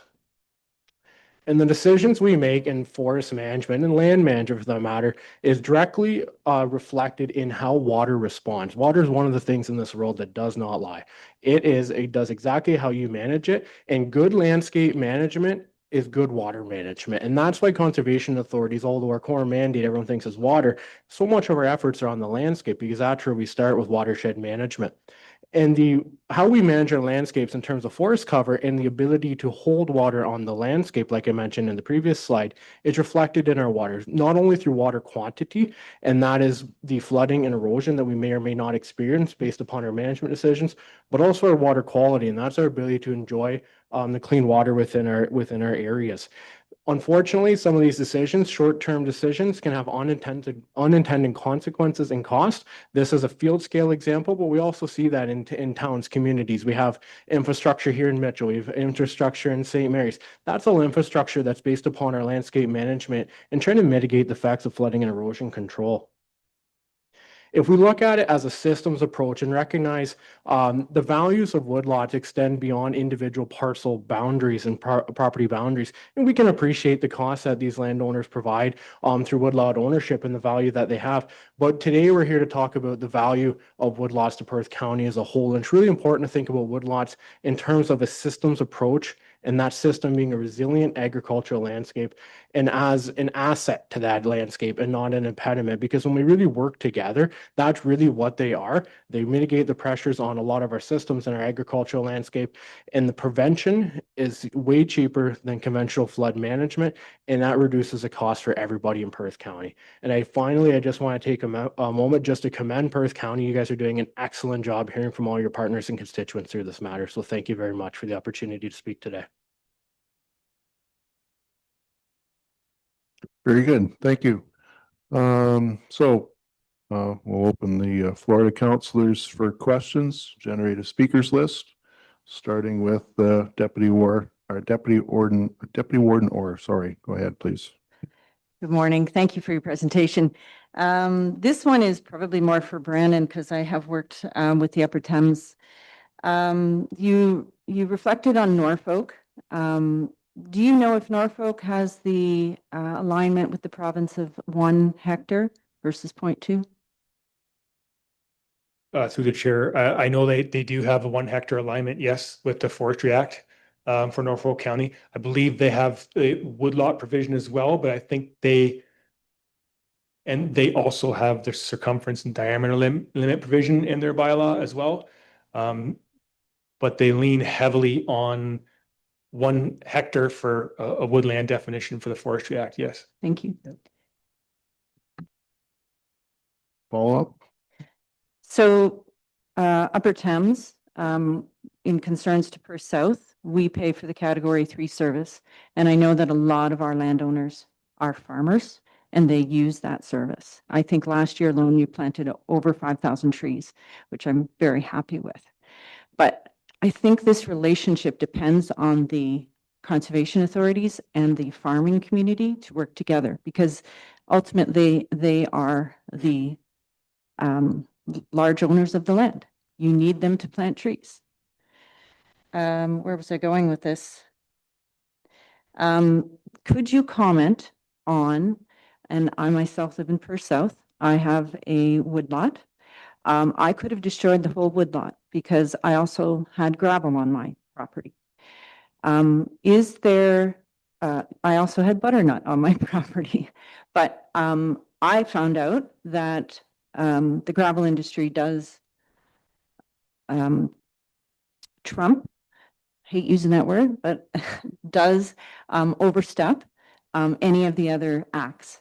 Can you comment on that? Should we be trying to change that? Because I only allowed for half my woodlot to be taken off, but, and I'm very proud to keep the rest, but do you have any comments about that?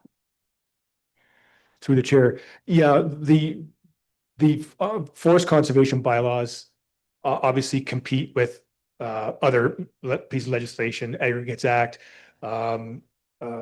Drainage Act is another one as well. That's a very powerful piece of legislation as well. So really, I think any bylaw has to respect those pieces of legislation. So do I believe that, personally, do I think that, we should allow carte blanche? I think, if there is an area that is needed to be cleared for an aggregate operation, maybe there could be some provisions put in to, have a compensation planting elsewhere. That could be an option as well. So it's not the same because you're taking 100-year-old plus woodland and moving it with seedlings elsewhere. So it's not the same ecologically. It's not the same water retention. It's not the same air quality, carbon sequestration, et cetera, wildlife values. But at least it's compensation for a piece of legislation that is in place and that isn't, that works in contradiction or in concert with bylaw. And as long as we can, I would say as long as we have some sort of compensation planting provision, then that would compensate for some of those pieces. But really, those pieces of legislation are in place and they've worked, they've been in place for decades. So. Yeah. Thank you. Yep. Okay. Anyone else on the speakers list? Councillor McDermott, go ahead, please. Yeah, I'd like to thank Erwin for the information on about the health of the forest and stuff like that. I know in my lifetime, my bush is a whole lot different than it was when I was a kid. And I think that it's the invasion species and things like that are a far, far bigger problem than farmers straightening up a bush or anything like that, because in my own bush, elm and the ash and stuff like that, it's made one hell of a mess. So anyway, thank you. Any other questions? Or go ahead, Brandon. Yeah, if I could just comment on that with regarding to invasive species, it's one of the biggest issues for ecological health across our province, especially in Southern Ontario. If you go up to Haliburton area or Huntsville area or central Northern Ontario, you don't see nearly the same invasive species like with buckthorn and things like that we have down here, Phragmites, dog strangling vine, etc. So that's one of my biggest pet peeves of all conservation or municipal forest bylaws in the province is they often don't specify, native trees versus invasive trees. So you will get, Scots pine plantation over buckthorn, and that could be considered a forest, which does have some merit for maybe a short period of time until you can get some restoration going in there. But if I had all the options in the world, I would like to see an invasive species provision somewhere in the bylaw to reflect that, so that landowners are provided the opportunity to remove those invasive species. Pending obviously within a forest management plan or a silvicultural prescription for sure. Okay, thank you. Anything else for this delegation? Okay, seeing none. Recommendation reads that council receives a delegation on item 8.1.1 Forest Conservation Bylaw Review Update 2024-2025. Public feedback, Maitland Valley Conservation Authority, Upper Thames River Conservation Authority, and Oswald Bayfield Conservation Authority. Moved by Councillor Wilhelm, second by Councillor McKenzie. Any further discussion? Seeing none, I'll call the question. All those in favor? Opposed, if any? That's carried. Thank you.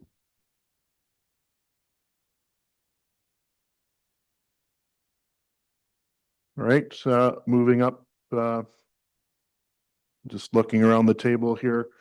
We're about 2 hours into this. Are we looking for a comfort break? Okay, so motion to adjourn for a comfort break and reconvene at, it's 10:54 right now. How long do we need?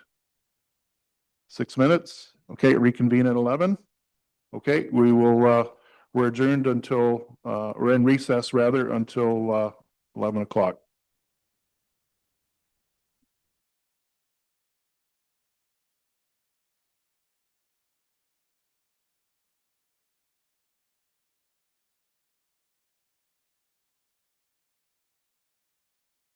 Okay, it's 11:05. We had a short recess for comfort break. So we're still on our delegations list. And the next delegation to be heard from, 7.5 delegation, item 8.1.1, Forest Conservation Bylaw Review Update 2024-2025, public feedback, Richard Kiso, J.H. Kiso and Sons Limited. So good morning, Richard, and just for the record, your name and address, please.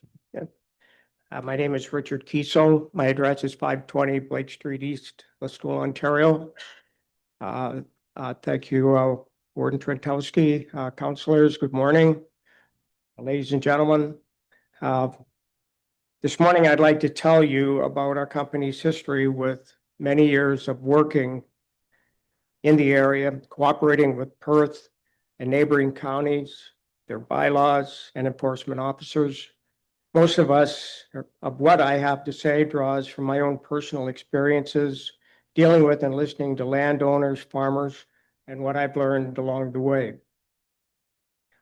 I am from Listowel and am the 5th generation to operate at our family business.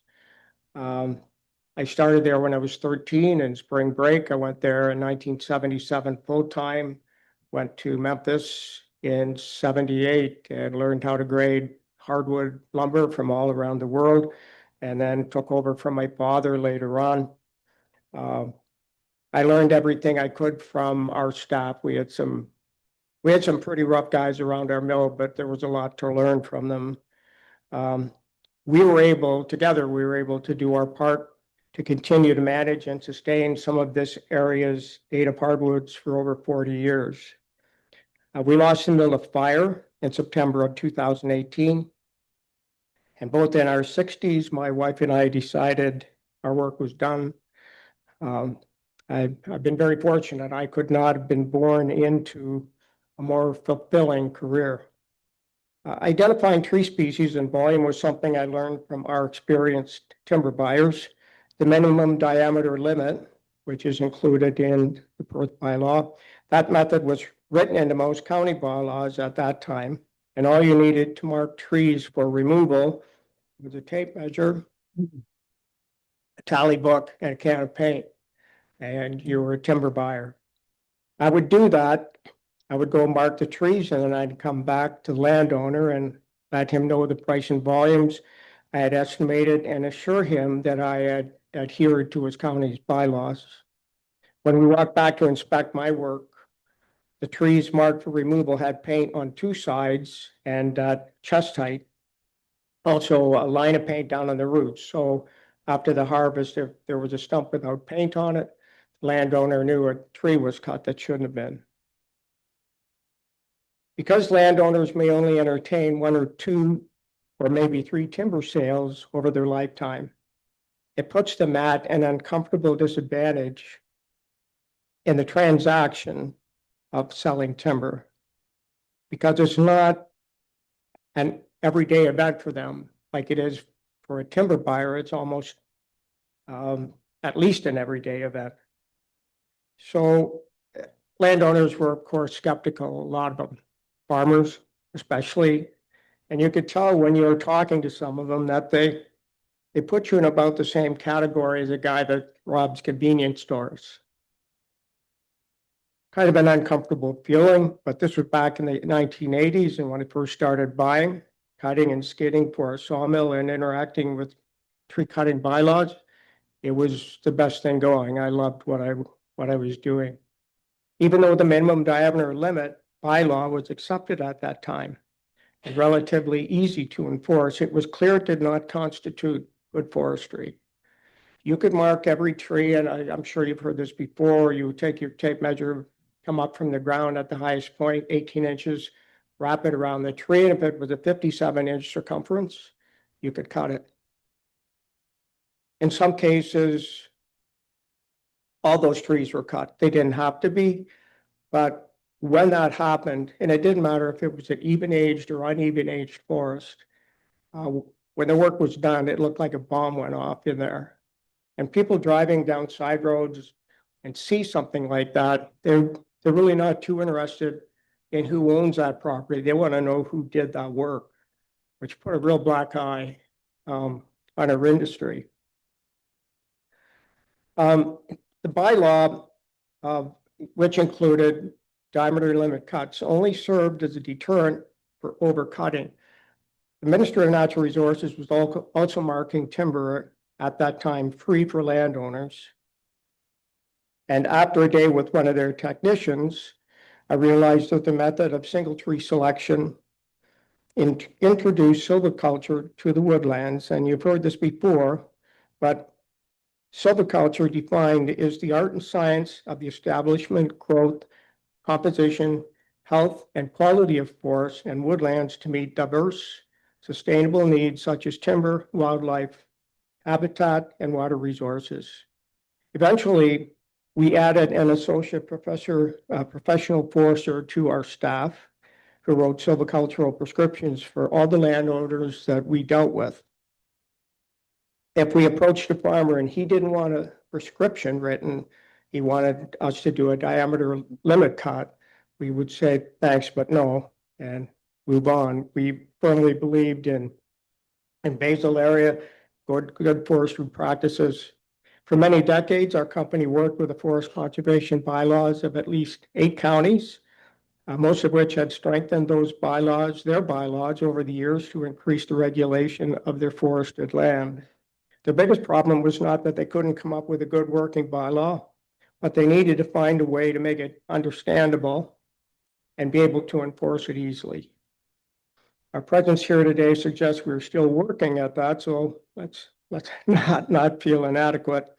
I believe there is a need in county forests for more field work by Ontario professional foresters, and I heard that earlier. They are bound by a code of ethics, among which are objectivity and honesty. Advice must be objective, based on sound science, and avoid conflicts of interest. Woodlands are then marked professionally through an Ontario professional forester, and with a written prescription, they're easily interpreted by the bylaw enforcement officer. This alone would loosen up a lot of the bylaw. Good forestry practices include the proven science of basal area retention, which simply means the surface of acceptable growing stock left on the forest floor. These are just four of the many criteria Ontario professional foresters use in tree selection. 1, mark trees of poor form or in poor health for removal. 2, identify areas of crowding and open them up strategically, removing the poorest trees in that crowded area. 3, for optimal spacing for growth, like a field of corn, mark scattered, mature, and over mature trees for saw logs and veneer, as their growth rates have slowed with maturation, just like you and I. Those are the trees of greatest returns to the landowner, and faster growing trees will take their place. And number 4, do not disturb trees where wildlife is present and leave them as den trees. Perth County's current bylaw includes good forestry practices, biodiversity, and silviculture. It allows diameter limit cuts.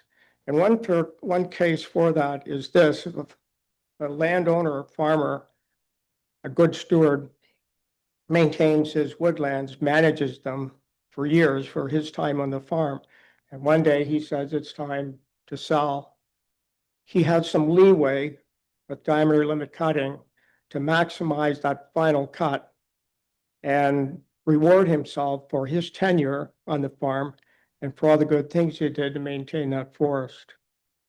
Agriculture built this region, and we respect that history, but it means the woodlands that remain carry enormous environmental importance by maintaining diversity. All the delegations you heard earlier today have a passion for the land. That's very easy to see. There's no mistaking there's been a lot of homework, good intention. After all this discussion, though, we have to remember we're working with living communities in the forest and not objects. My purpose here today is to let you know others have been here before, and there were no easy answers, just compromise. Finally, Google Earth demonstrates the disbanded fragmentation of woodlands in Perth County and beyond, not just Perth County. We have to protect and expand on what we have left. Once again, science has proven the best way to plant and grow more woodland trees is to allow Mother Nature to do it herself. We need to legislate to help her and find places, in my opinion, to plant more. I've currently work a lot with, I've been very lucky. I've worked outside almost my whole life. I still cut trees, trouble trees for landowners. I planted a lot of trees with a number of organizations, including Maitland Valley. I belong to the Carbon Footprint Initiative, which is an offshoot from Maitland Valley. I was also on their terrestrial committee. I was involved with rehabilitation of the Maitland River in Listowel, and I still do shoreline work on Lake Huron for the coastal watchers there. I consider myself, as I said, an environmentalist, and quite often I get, oh, one of those. But I thank you very much for your time, and I'll entertain any questions. Thank you. Thank you, Richard. Councilors, questions for Mr. Kiso on his delegation presentation? Final call? No, don't see any. Thank you, Richard, once again.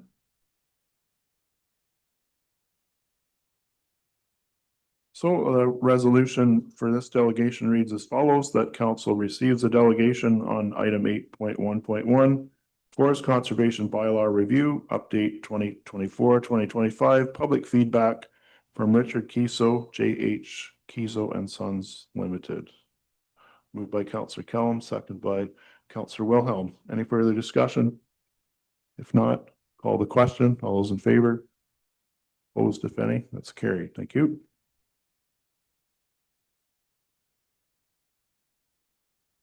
All right, that concludes the section 7 part of the agenda. We'll move to section 8, staff reports. 8.1, corporate services report. Clerk Sager has a report prepared for us. Forest Conservation Bylaw Review Update, public feedback.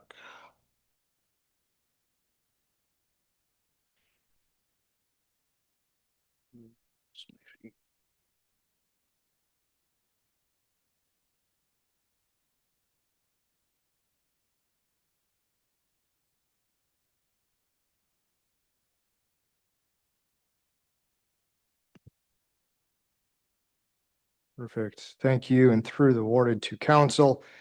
Before council today is the Forest Conservation Bylaw Review Update 2024-2025 Public Feedback Report. For council's information, this is a summation of all the feedback that we received during the time period when this started back in June 5th, 2025. So just kind of keep that in mind as I kind of move through the presentation. So first thing is the executive overview here, just following council's June 5th, 2025 direction. Staff undertook a comprehensive public consultation period on the proposed bylaw 4033/2025. During this period, we received significant community engagement across all multiple formats, and I'll kind of walk through some of those as I move through the presentation. Couple of notes, just the consultation revealed the division in community perspectives.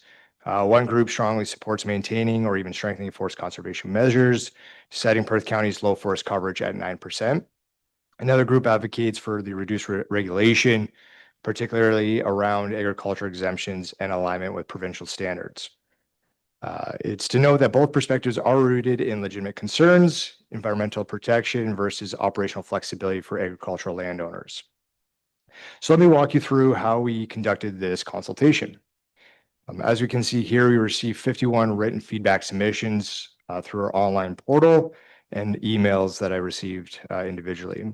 We also hosted an open house that drew approximately 100 attendees across the county and delivered 4 presentations to lower tier municipalities to ensure broad geographic representation. So some notable points throughout this is the level of engagement demonstrates that this is a significant issue for the community. Feedback came from diverse stakeholders, which include farmers, environmental advocates, woodlot owners, and concerned citizens. The consultation period spanned 6 weeks to ensure adequate opportunity for participation. Within the consultation, we focused on 4 key review areas. I'm going to break those down here. So we have the proposed bylaw addressed really 4 main areas. I'm just going to kind of take you through each of the feedback on them. So we had listed number 1, the definition clarification, specifically around woodlot size thresholds and terminology. This was the most kind of contentious area for the feedback that we noticed in this complete summation of the feedback. The second is windbreak addition. So how agricultural windbreaks should be treated under the bylaw. Again, nearly universal agreement that this needs kind of careful consideration as we move through it. And we saw from the delegations today that that is supported. The third was the ash tree amendments. This again, just very housekeeping. It's the consolidation of the previous amendments from 2022 and 2023. And then finally was the appeal process. So establishing an independent review mechanism. We saw strong support across stakeholder groups for that as well. So let's examine each area in detail, starting with the definition clarification. So as listed on here, it's also I can make sure the information gets sent out after the meeting as well. But the issue centers on what size of treat area should be regulated under the bylaw. So we see the support section here from the feedback. Proponents cite the Perth County Natural Heritage Study as evidence this threshold is necessary for the 0.2 hectare threshold. They emphasize Perth County's critically low forest coverage at 9%. They argue that protecting smaller fragmented forest patches is essential for the ecological connectivity throughout the county, as point to scientific research supporting lower thresholds for fragmented landscapes. Some of the concerns that are mentioned for the 1 hectare and above, critics note that 5 out of 7 comparable counties use that 1 hectare minimum. We've seen that throughout the open house as well as the lower tier presentations. Concerns would also capture field edge tree strips, shelter belts that are not intended to be as woodlots. And also mentioned was the advocate for alignment with the Provincial Forestry Act, which uses that 1 hectare limit. So this represents kind of the core debate is that ecological protection versus administrative practicality and provincial alignment. So the next second major theme is the windbreak definition. So this garnered kind of near universal agreement from agricultural respondents that windbreaks need special treatment. 3 main issues kind of come out of the proposed definition brought forward in the feedback. One was the size limitation problem, current proposed limit of half acre. But then it's also noted in the feedback that a typical 100-acre farm, a single row windbreak around the perimeter equals approximately 1.5 acres. So this would be 3 times that limit. Second would be the row limitation. Many respondents know that 2 to 3 rows are often necessary for effective windbreak protection. A single row windbreak may not provide adequate protection for crops or livestock, which then also works into that proposed kind of size limitation. Additionally, farmers' concerns, strong feedback without kind of clear exemptions, farmer fear being restricted from planting trees. This could have unintended consequences or of discouraging environmental stewardship. So it's kind of important to note here that multiple farmers expressed that they want to plant trees for agricultural purposes, but fear future regulatory consequences. It's our anticipation that we would be coming back and be able to kind of navigate some of those concerns and put those at ease. The third area received a little less feedback, so I'm just going to kind of touch on it briefly. Again, this is the consolidation of the previous amendments, very housekeeping. Majority of the feedback we received, again, was on substantive portions rather than just kind of this consolidation piece. The fourth area received very strong support, which was the appeal process. And we heard that from delegations today, but throughout the whole consultation process, we did hear the need and the mechanisms that would look like. So strong consensus, again, widespread agreement across all stakeholder groups on the need for independent review. This was one of the few areas with kind of near unanimous support of what they would like to see. What this kind of matters or why it matters is it ensures due process, impartiality in the NOI and infraction decisions. Again, the way that it would look would have to still kind of be worked out. However, again, there's the need for, the request for it. Comments received also indicated that third-party committee structure maintains public trust in the county oversight, as well as provides confidence that any decision that is made is fair and objective. One thing to kind of note with this or key kind of concerns that are raised, again, potential conflict of interests was mentioned. Again, this is the feedback and the summation of said feedback. Need for structural separation between policy development and enforcement, and being transparent and fair application is essential for community acceptance. So beyond those four areas, there were also a couple other additional themes that kind of emerged through the analysis of all the feedback. Just kind of touching base on three of them. We talked about the property definition, property boundary definition. So should woodlot boundaries be defined by legal property lines or those ecological boundaries? Concerns that subjective ecological boundaries could lead to mapping disputes, and then requests for clear and objective standards. The second one is just kind of permanent exemptions. So strong request that windbreaks and tree plantations remain permanently exempt. Fear that plantings could be reclassified as protected woodlands in the future. And then farmers want certainty before making planting decisions. So again, having kind of like that clear understanding prior to planting. The third theme that kind of came out of, again, the summation of all of the feedback was the education versus regulation. So strong preference for education to encourage proper woodlot management, concern that overly restrictive bylaw discourages tree planting by young farmers, and then requests for proactive outreach and stewardship programs. So moving on from there, just kind of a high level overview of kind of where we're at and looking at the broader community division on this kind of topic. We do see kind of two distinct perspectives kind of emerge. Again, one is the environmental conservation perspective, maintain, strengthen current regulations, protect the Perth County's limited 9% forest coverage, align with the natural heritage study recommendations, and then those ecological thresholds are scientifically important and shouldn't be compromised. And then on the conversely, the agricultural landowner perspective that's pulled out is reduce the regulatory burden on working farms, align with the provincial standards, provide clear agriculture exemptions, and encourage tree planting. And then additionally ensure fair appeal processes in place.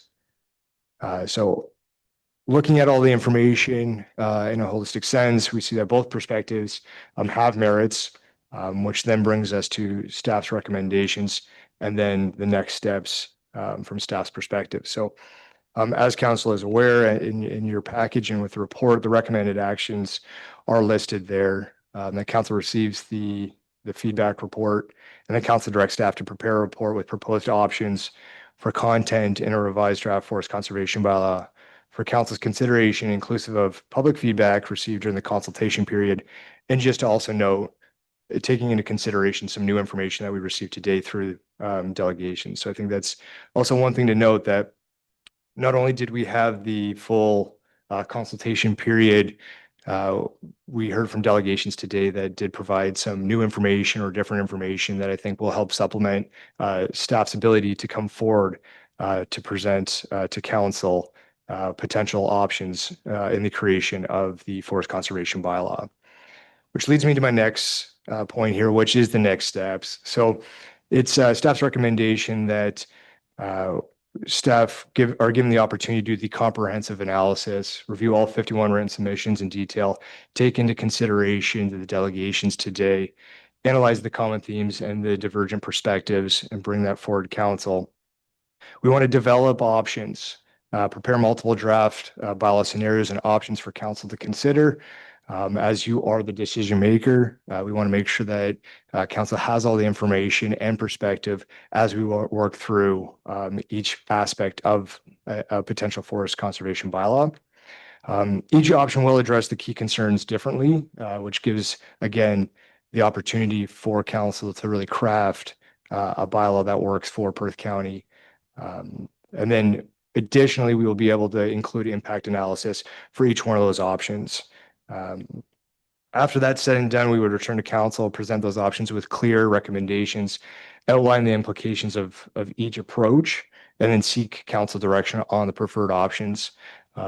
It's my opinion that if council has all the information, we could do an a la carte style of here's the information, here's option 1, option 2, option 3, and then we can see how that impacts later on throughout the bylaw, because you might have item 2 could affect item 3, could affect item 4. So I think it's going to take time to kind of work through the implications of council's decision based off of option 1 affecting a future clause later on in the bylaw. That would be the conclusion of my report and my presentation. As always, I'm here and happy if there's any questions. I'm happy to take those now. Okay, thank you, Tyler, for the report. Questions for Tyler on this report, generating a speakers list. I'll start with Councillor Smith, Deputy Warden Orr, as the next one. Go ahead, Councillor Smith. Thanks, through you, Warden. Thanks, Tyler. I think that's a good way to kind of get things all wrapped up. Just for clarification again, when we've talked about appeal process, perhaps appeal committee, just to clarify what the landowner has, what their options are now to appeal. The way the bylaw is now, is it not to go to the province or come to council? What's the appeal process now? Just a point of clarification for me, what exists now? Okay, staff. So through the warden, it's my understanding, and maybe I'll defer to Stefan on this as well, but with any aspect of the bylaw, they could appeal it straight to the divisional court system. And I look for a head nod perhaps just for clarification or confirmation. Stefan, if you could come to the microphone, please. That would be more effective for the in-house audience as well as the live audience and the recording. So just this is Stefan Zalev. He's our executive director for Perth County. Go ahead, Stefan. Thank you. Through the warden. Any decision of a statutory officer can be appealed to the divisional court.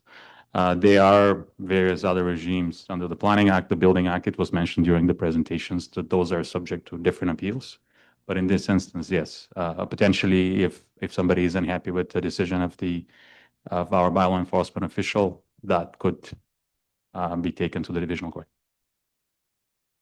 Follow up, Councillor Smith? No, you're good? Okay. Deputy Warden Orr, go ahead, please. Just for clarification, I didn't want to interrupt you, Tyler. You did an excellent job on your presentation. But did we not add Henry Koskamp to the public meetings, hearings, and delegations? Did I not make that change? So through the warden, we extended the time for that hour and a half to allow for additional time. So if there was any additional time that was requested or needed, it would have been done in that delegation. So he doesn't get to speak on his own?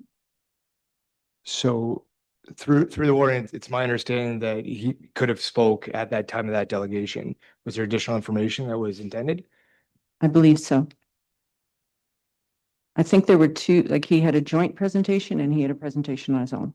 And I'm sorry, I thrown you a curve this morning, but that was my understanding that we were going to allow him. Okay, it was my understanding that everything was covered, but okay, if you have more information to submit Mr. Coscamp, then let's do that now then. Go ahead.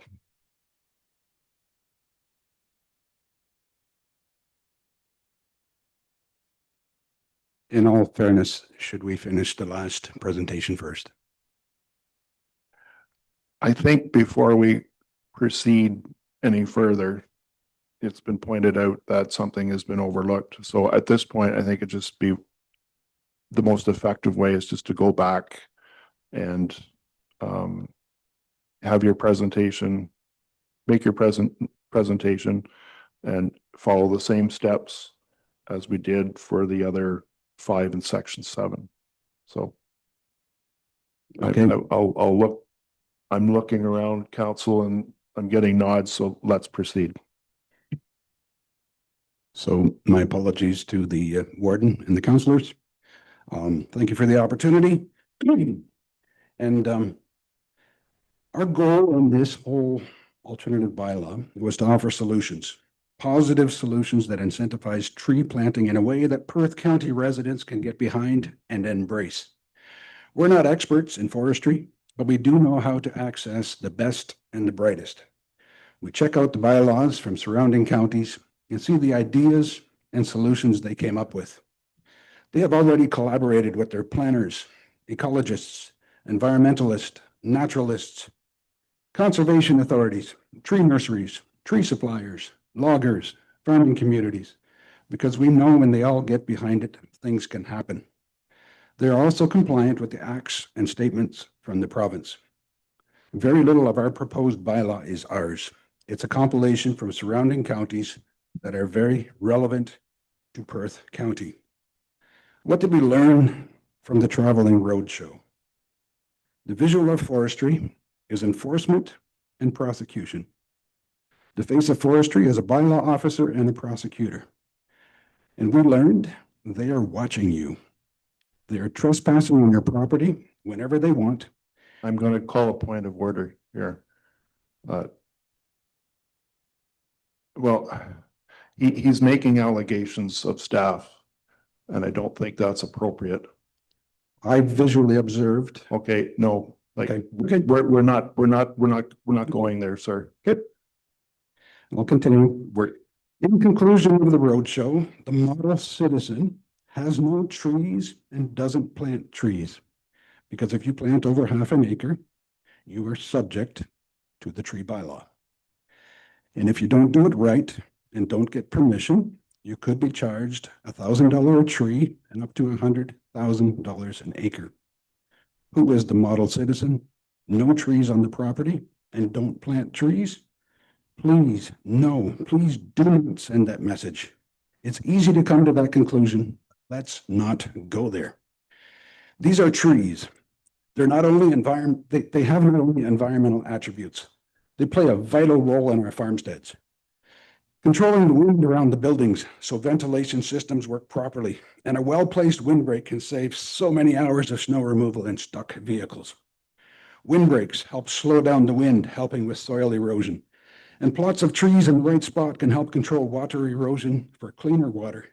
And rows of trees out in the countryside help control sprayer drift between the crops and increase yields as they create a microclimate.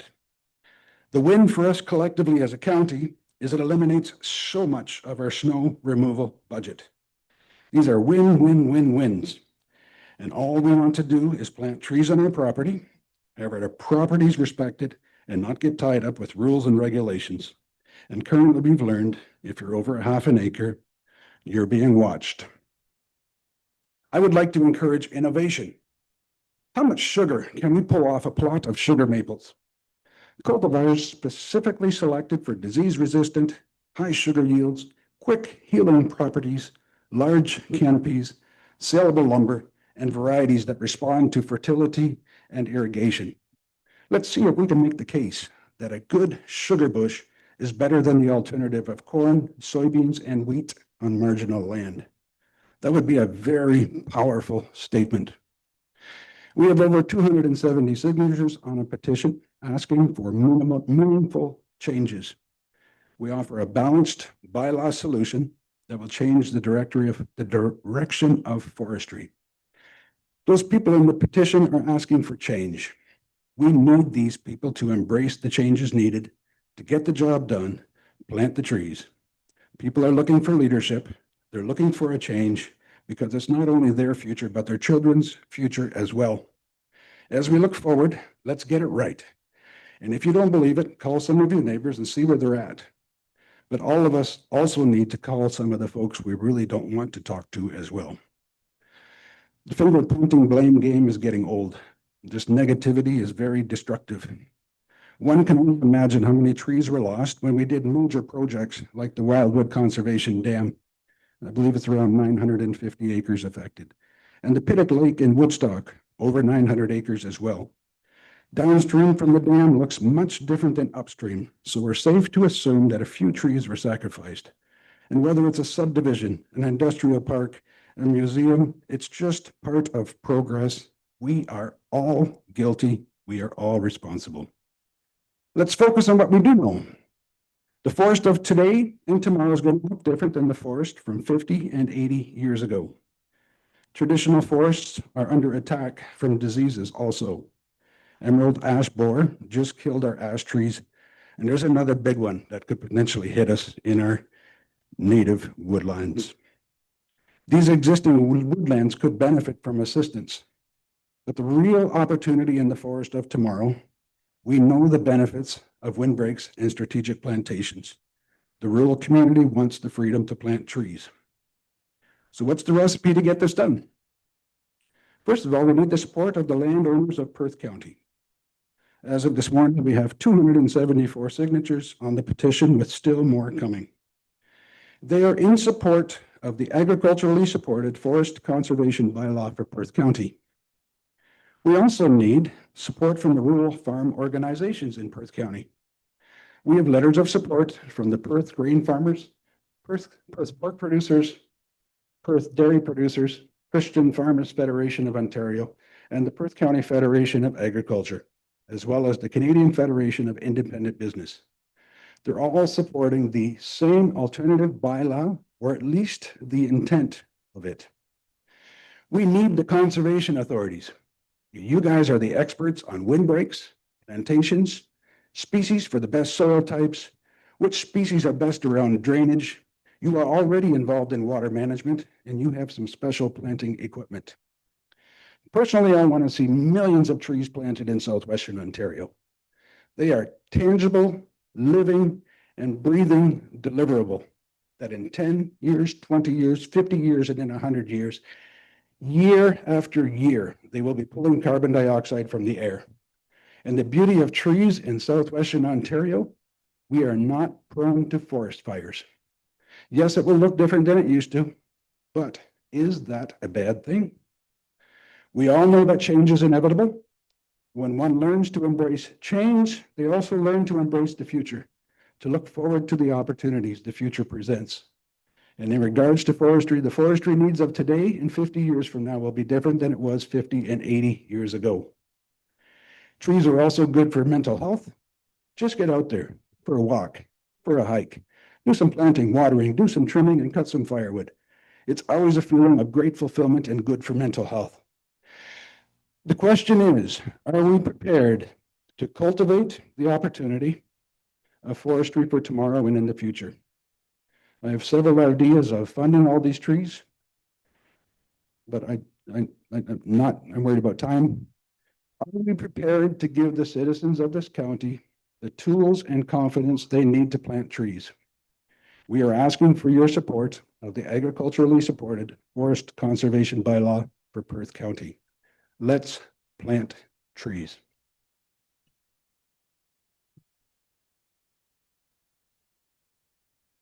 Good, thank you, Mr. Koskamp. Questions for Mr. Koskamp on this presentation, delegation? Councillor Eggets, go ahead, please. You're first on the speakers list. Through you, Warden, you mentioned about ash trees, and then you said the big one. What is the big one? Is there something else coming? I just did some research, and I'm hearing there's another one called oak wilt. And it started in 2023 in Niagara. It's now in Barrie. Oak species of all different. Red oak will die within the year, according to the research I came up with. And different oak trees have, some are going to die, some are going to be susceptible. We won't know. But I guess where I'm going with this is when we knew ash was going to take out a woodlot, what did we learn?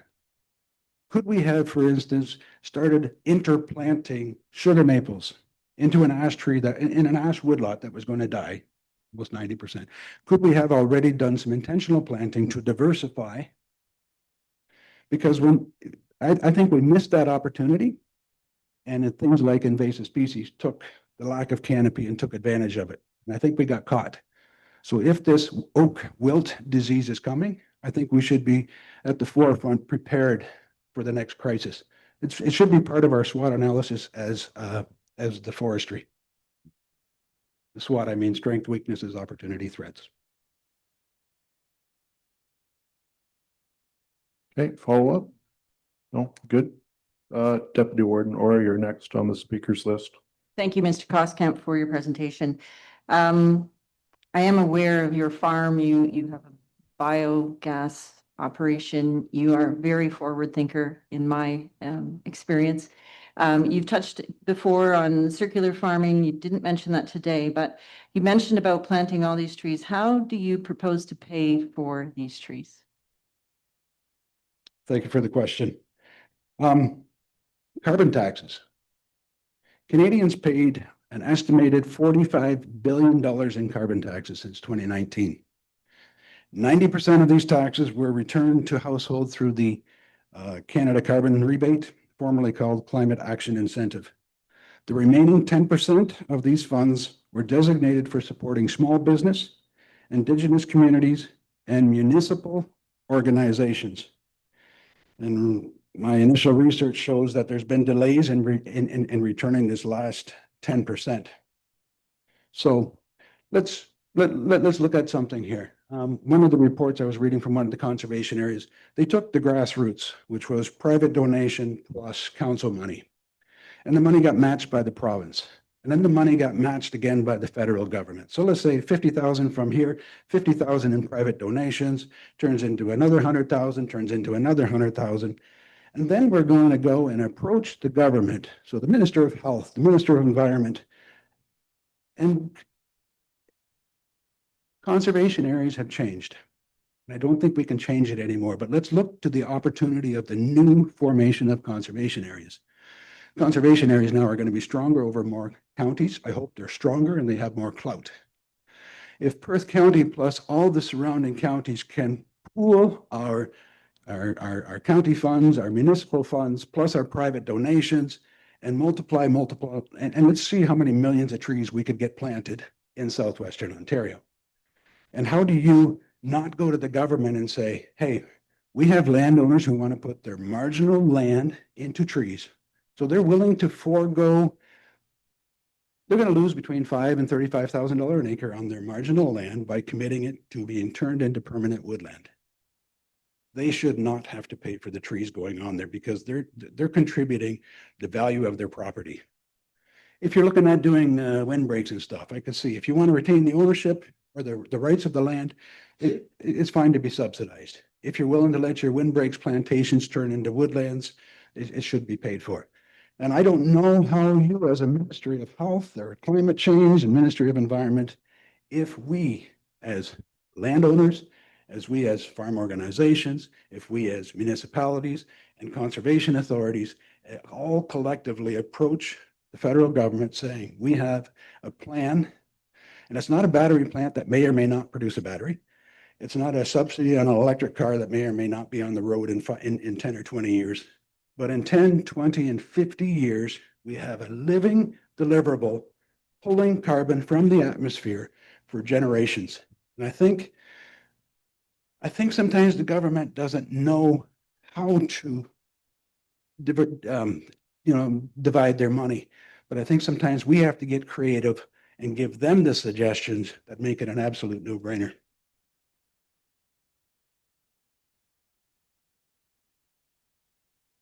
Any further questions? Final call? Okay. Seeing no further questions, I'll repeat the same recommendation that was provided earlier. So I guess I'll call this an additional delegation.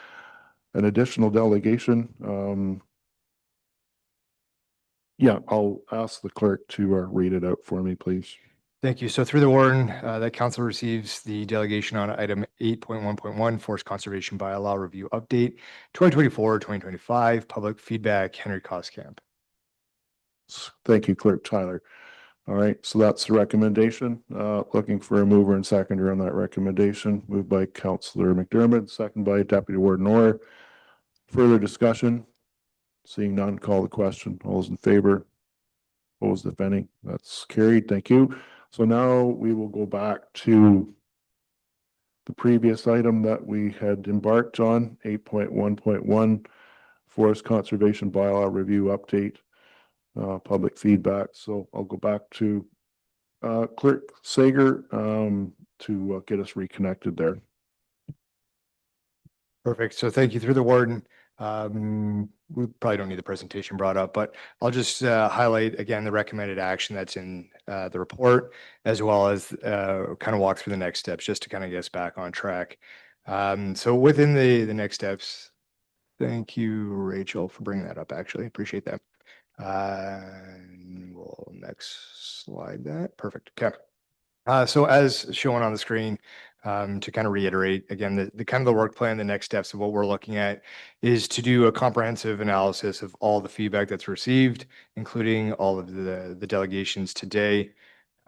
Analyze again the kind of common themes and some of those divergent kind of perspectives, and then develop those options. As I so eloquently said, a la carte would be kind of the preference to kind of bring that forward to council for council's discussion as we walk through those options.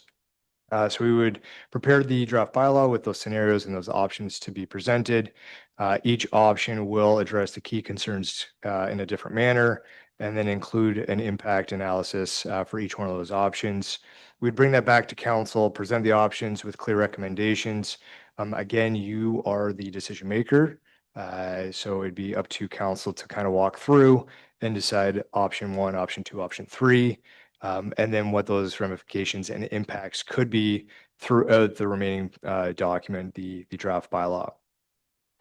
So that is staff's recommendation and the proposed next steps for council.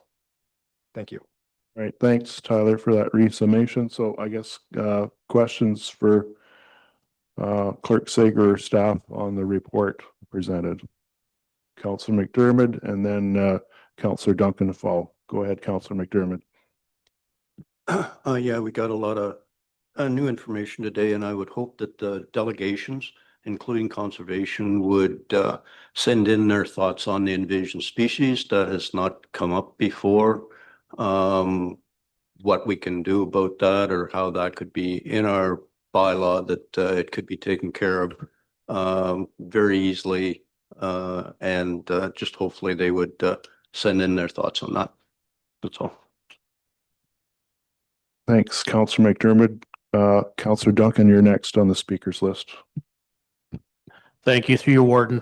I'd like to make a request of staff when they put together the information to bring it back.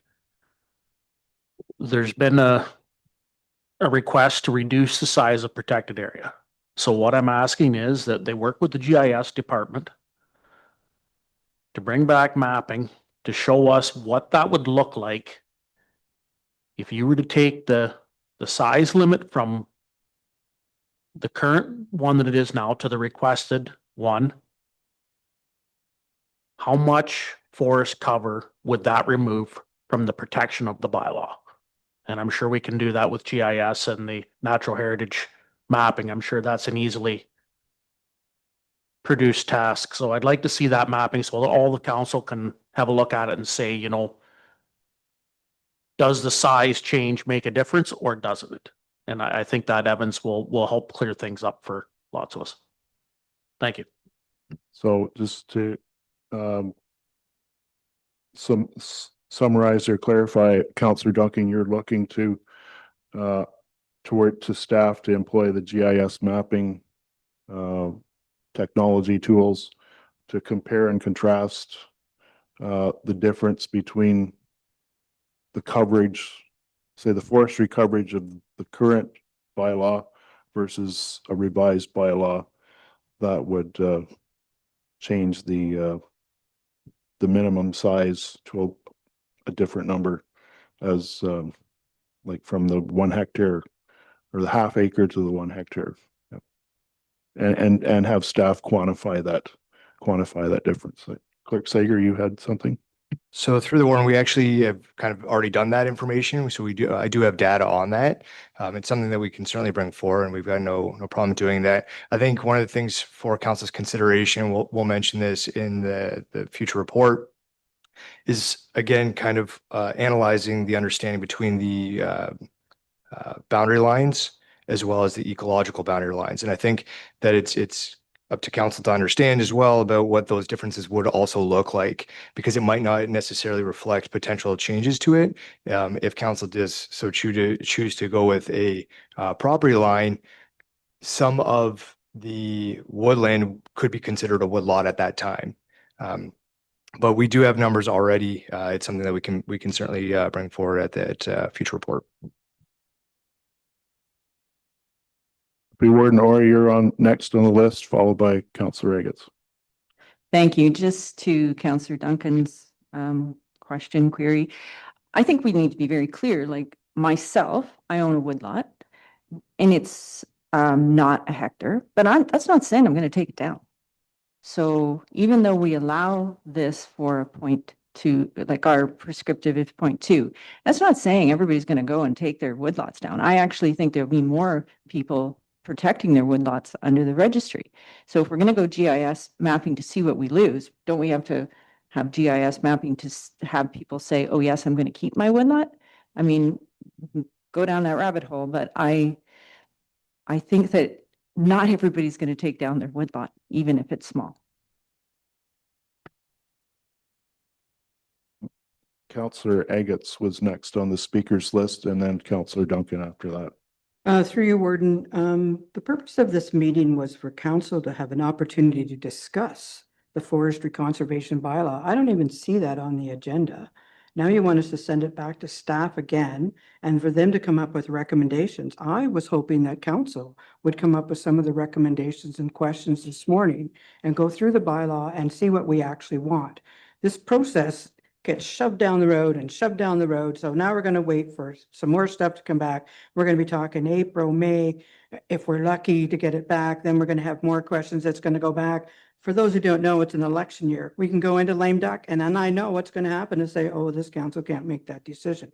So I think this council needs to have the opportunity to discuss. That's what the motion was for this morning, not to send it back. So I'd like us to see to take Mr. Koskamp and Mr. Copeland's bylaw and council to go through it. We may have more questions. We want clarification, and then we're going to have all the answers when it actually comes back instead of a half job, because I'm sure there's going to be more questions before we get to the end of this. It is a long and onerous process, and I'm not sure where the rest of my colleagues are, but I'm going to move a motion that we discuss their draft bylaw today and send questions or pass things to go back to staff. So I'm moving that. So Councillor Eggetts, you've put a motion on the floor. So to that effect, I will, before I ask for a seconder, I will indicate the following observations to my council colleagues. You cannot discuss until there's a seconder. You cannot give your comment. Procedure bylaw, you need a seconder before you can move on. Okay, I have the chair. You do can't not. do that. You do That's the not. chair. A point of order, Councillor, you do not have the chair. I do. Point of order. Second warning. I am the chair. I'm the head of council.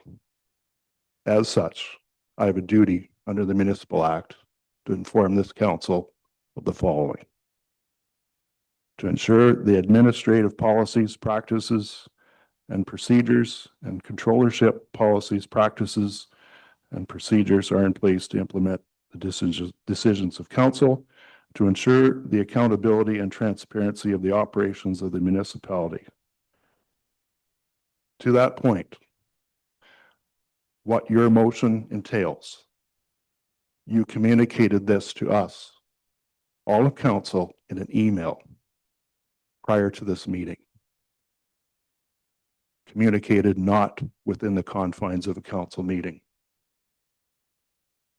So, my point is, when this is done, this has been done, and you've brought the motion forward as such, and it was communicated outside of a meeting last night through an email to all of council, I have to raise to this council's attention the possibility of the following concerns. Perception of a lack of transparency on the conduct of council business, perception of public bias, perception of insufficient fairness of process. These concerns could be under scrutiny by others, perhaps the integrity commissioner, perhaps an ombudsman, perhaps it could provoke a legal challenge onto this council and this corporation. And I would indicate that that could not be in the best, that could, the unintended consequences of this motion could be that it may result in not being the best interest of this council or the corporation of the county of Perth. There's that side of it. Secondly, the steps that you're looking for. With respect to Mr. Kolkman and Mr. Koskamp's submissions, only 2 of the 4 lower tiers in Perth County have publicly endorsed their position, namely Perth East and Perth South. Again, there could be that perception of a biased, unbalanced approach by this council of preferring one point of view over all of the others. So, before I call for a seconder, I'm advising council, discharging my duties as the head of council under the Municipal Act accordingly. So, you've been so advised. Do you still wish to make your motion, Councillor Agates? I do. I have that right sitting around this table to make a motion and see if my colleagues agree. And if they don't agree, fine, we'll move on. And I'm not disputing your right to do so. I am simply. You want things ahead of time? I sent it into you ahead of time. I have the chair. You do not.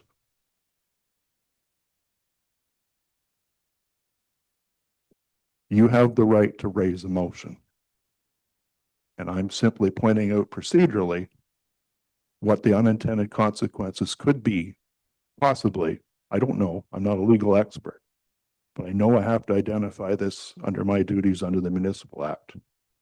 So restated your intention to put this forward, to proceed with this motion. Okay. Motion has been issued. Yeah. Clerk Sager. Thank you. So through the warrant, just to capture, and this is to Councillor Agates, to make sure that I have it written correctly. The council discussed the draft forestry bylaw draft forestry conservation bylaw as presented by Henry Koskamp and Gerald Kolkman to ask questions and provide comments to formulate a draft bylaw. Okay, thank you.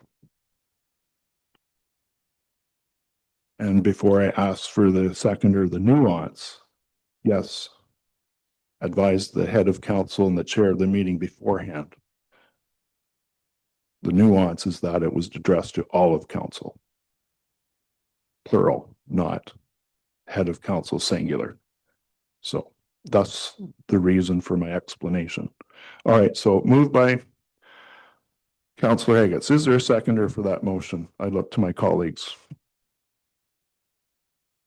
Okay, Councillor or Deputy Warden Orr has seconded that motion. So we have a motion on the floor. Discussion. Speakers list will be Councillor Smith and then Councillor McKenzie. Go ahead, Councillor Smith. Thanks, through you, Warden. I really appreciate the presenter's bylaw draft. lot of, most of it in there makes perfect sense to make those changes. However, I would like to see all the other options that's the Clerk Sager's mentioned to bring back. So again, I support that draft, but I can't support the motion that we will discuss it at some point.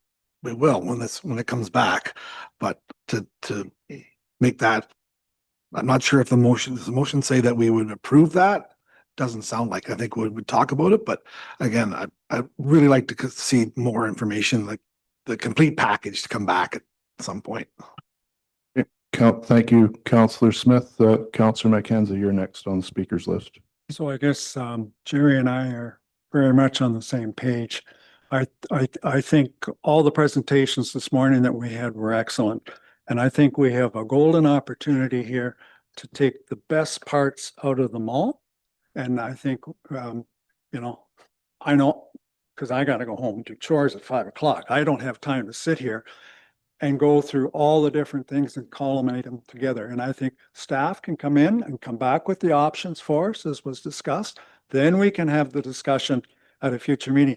I don't care if it's next meeting that we do it, or if it's a month down the road or 2 months down the road. I say, let's take our time, do it right. We're only doing this once, and let's get it right this time. Thank you, Counselor McKenzie. Additional speakers? All right, I'll start with Counselor Kellum and then Counselor Wilhelm to follow. Proceed, Counselor Kellum. Yes, through the chair. And again, thank you for all your presentations today. I am torn with this, but I do want to make the right decision as Counselor McKenzie. So I'm prepared to wait and go through it thoroughly as well. Thank you. Counselor Kellum, Counselor Wilhelm, go ahead. You're next, please.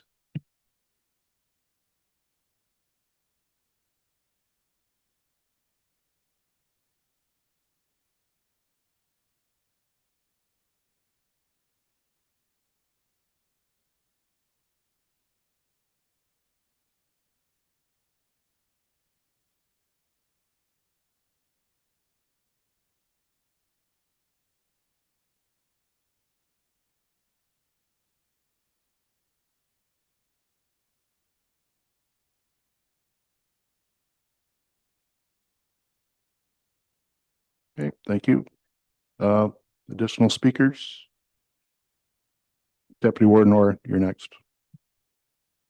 Yes, I would like to give, there's a lot of work that went into the second bylaw from the farmers. And I know that there's a whole lot of groups that are supporting it. And yes, there could be other additions to it, but I would like to see that as our starting point. And, we talked about if that changes, then where does it change down in the special amendments? So I would like to have the staff start with that farmer's bylaw.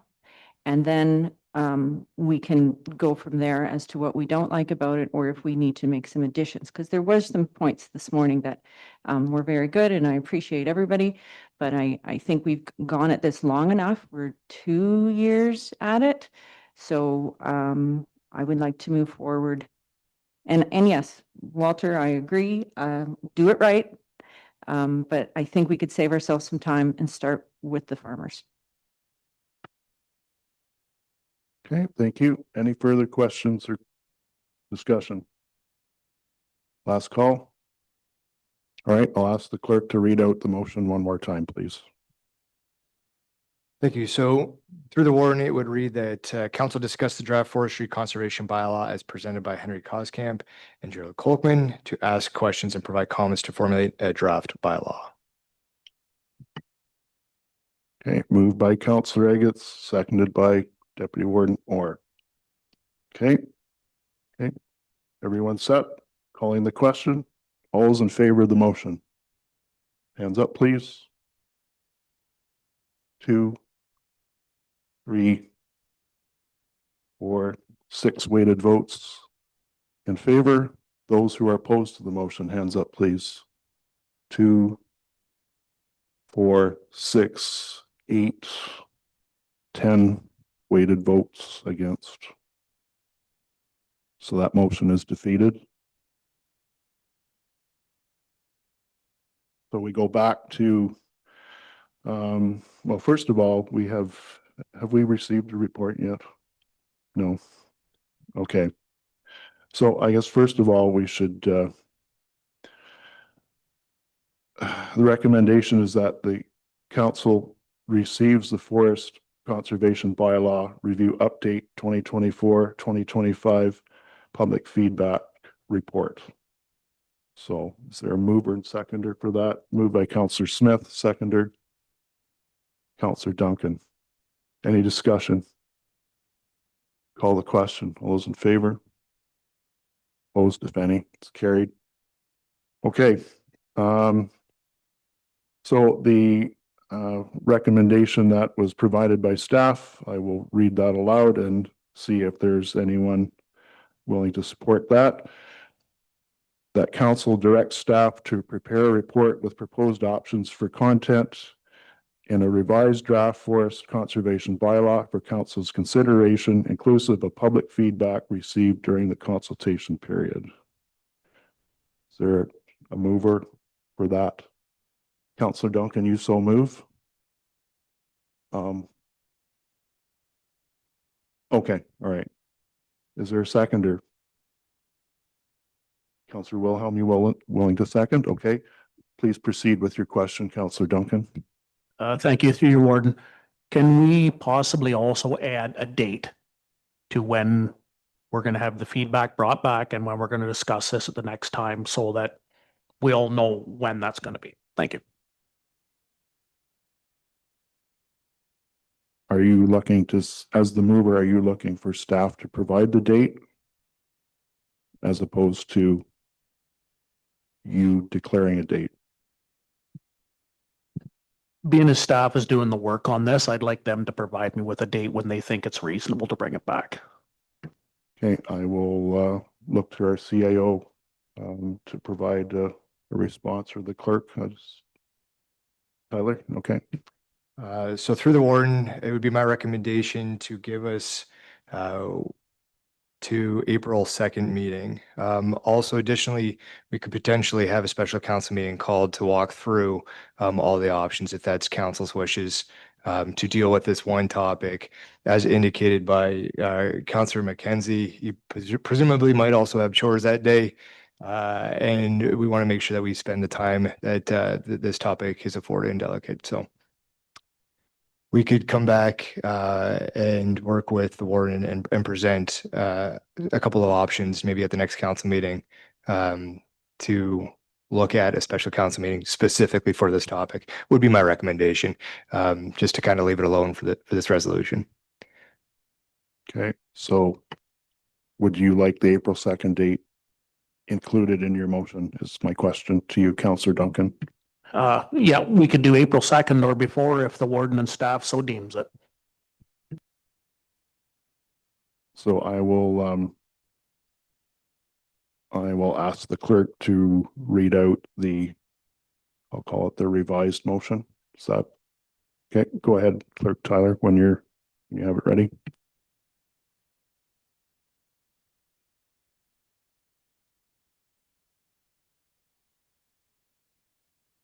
Thank you. So the motion would read that council directs staff to prepare a report for the April 2nd, 2026 regular council meeting or at an earlier date as so advised by the warden with proposed options for content in a revised draft forest conservation bylaw for council's consideration inclusive of public feedback received during the consultation period.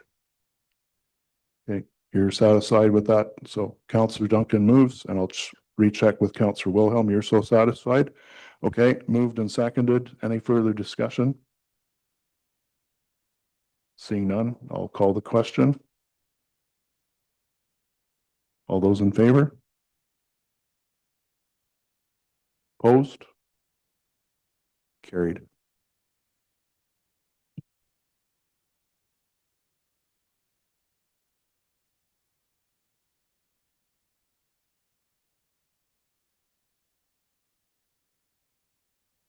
All right, so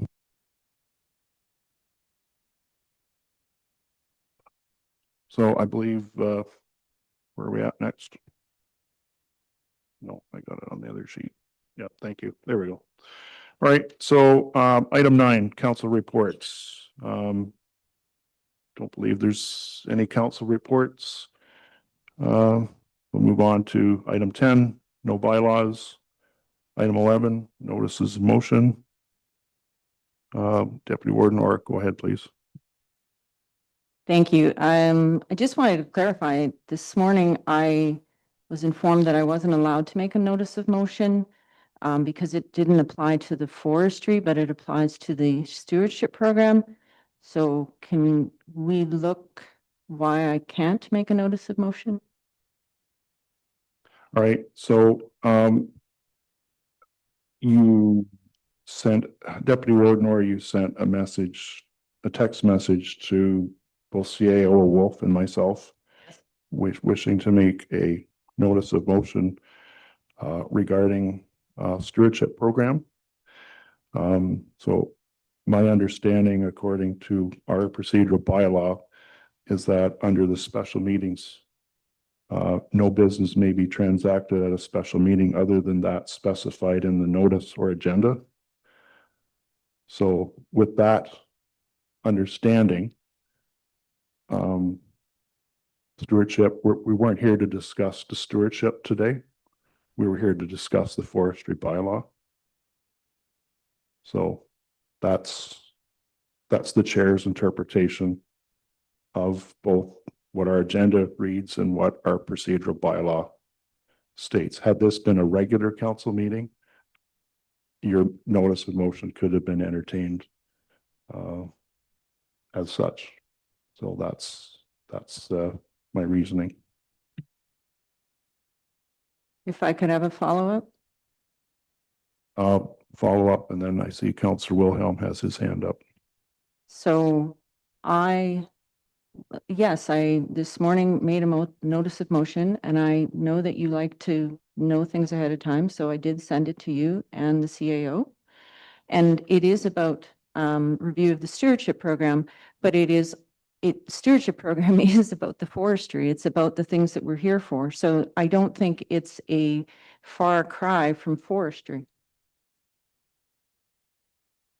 Okay, Councillor Wilhelm, you wanted to, well, go ahead. When we,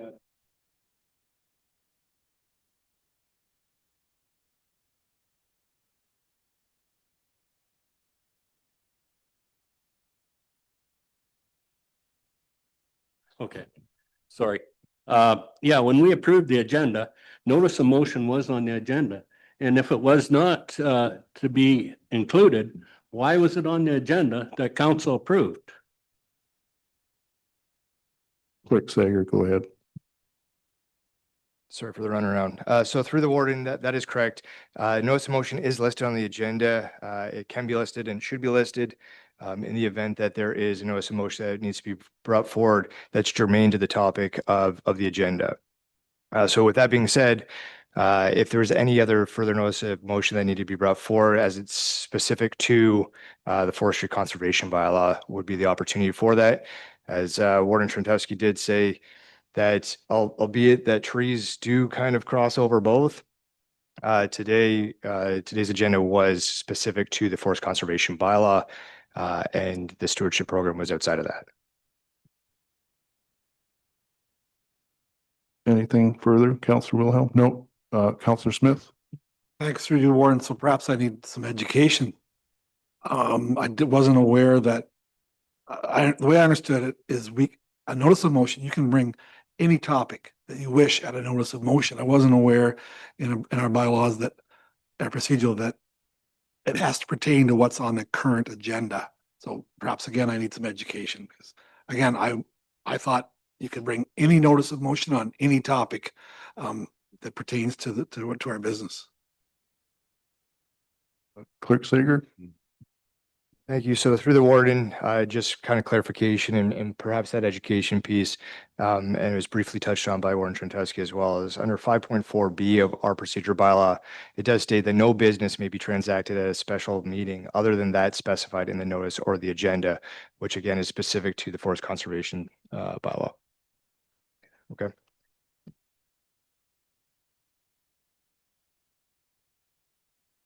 Okay. Unless someone wants to challenge the chair on this matter, that is an option under, if not our procedural bylaw quotes Robert's Rules of Order. So, Councillor Wilhelm. Just a quick comment that perhaps we should change our procedural bylaw and clarify it, that if it's not to be included in the agenda, perhaps it should be pulled out at the first. Thank you, Councillor Wilhelm, for noting that. I don't disagree with you, sir, but I have to abide by what our procedure says at this time. So, but so noted. Thank you. All right, moving on. Item 13, any announcements from council? Seeing none. Item 14, closed session, meeting and reporting out. We don't have anything scheduled there. Item 15, confirmatory bylaw. Recommendation reads as follows, that bylaw 4056-2026 being a bylaw to confirm the proceedings of council of the corporation of the county of Perth at its special meeting held February 12th, 2026 is read a first, second, and third time and finally passed February 12th, 2026.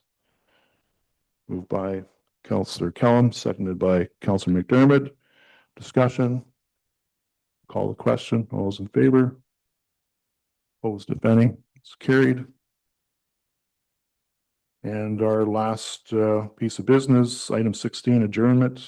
Seeing as we've covered our agenda items prescribed for today, that the special council adjourn at approximately 12:21 p.m. Moved by Councillor McDermott, seconded by Councillor McKenzie. Any discussion? Call the question. All those in favor? Opposed, if any? It's carried. We're adjourned at 12:21. Thank you, colleagues, and thank you, members of the public and staff and members of the public attending or viewing online. Thank you.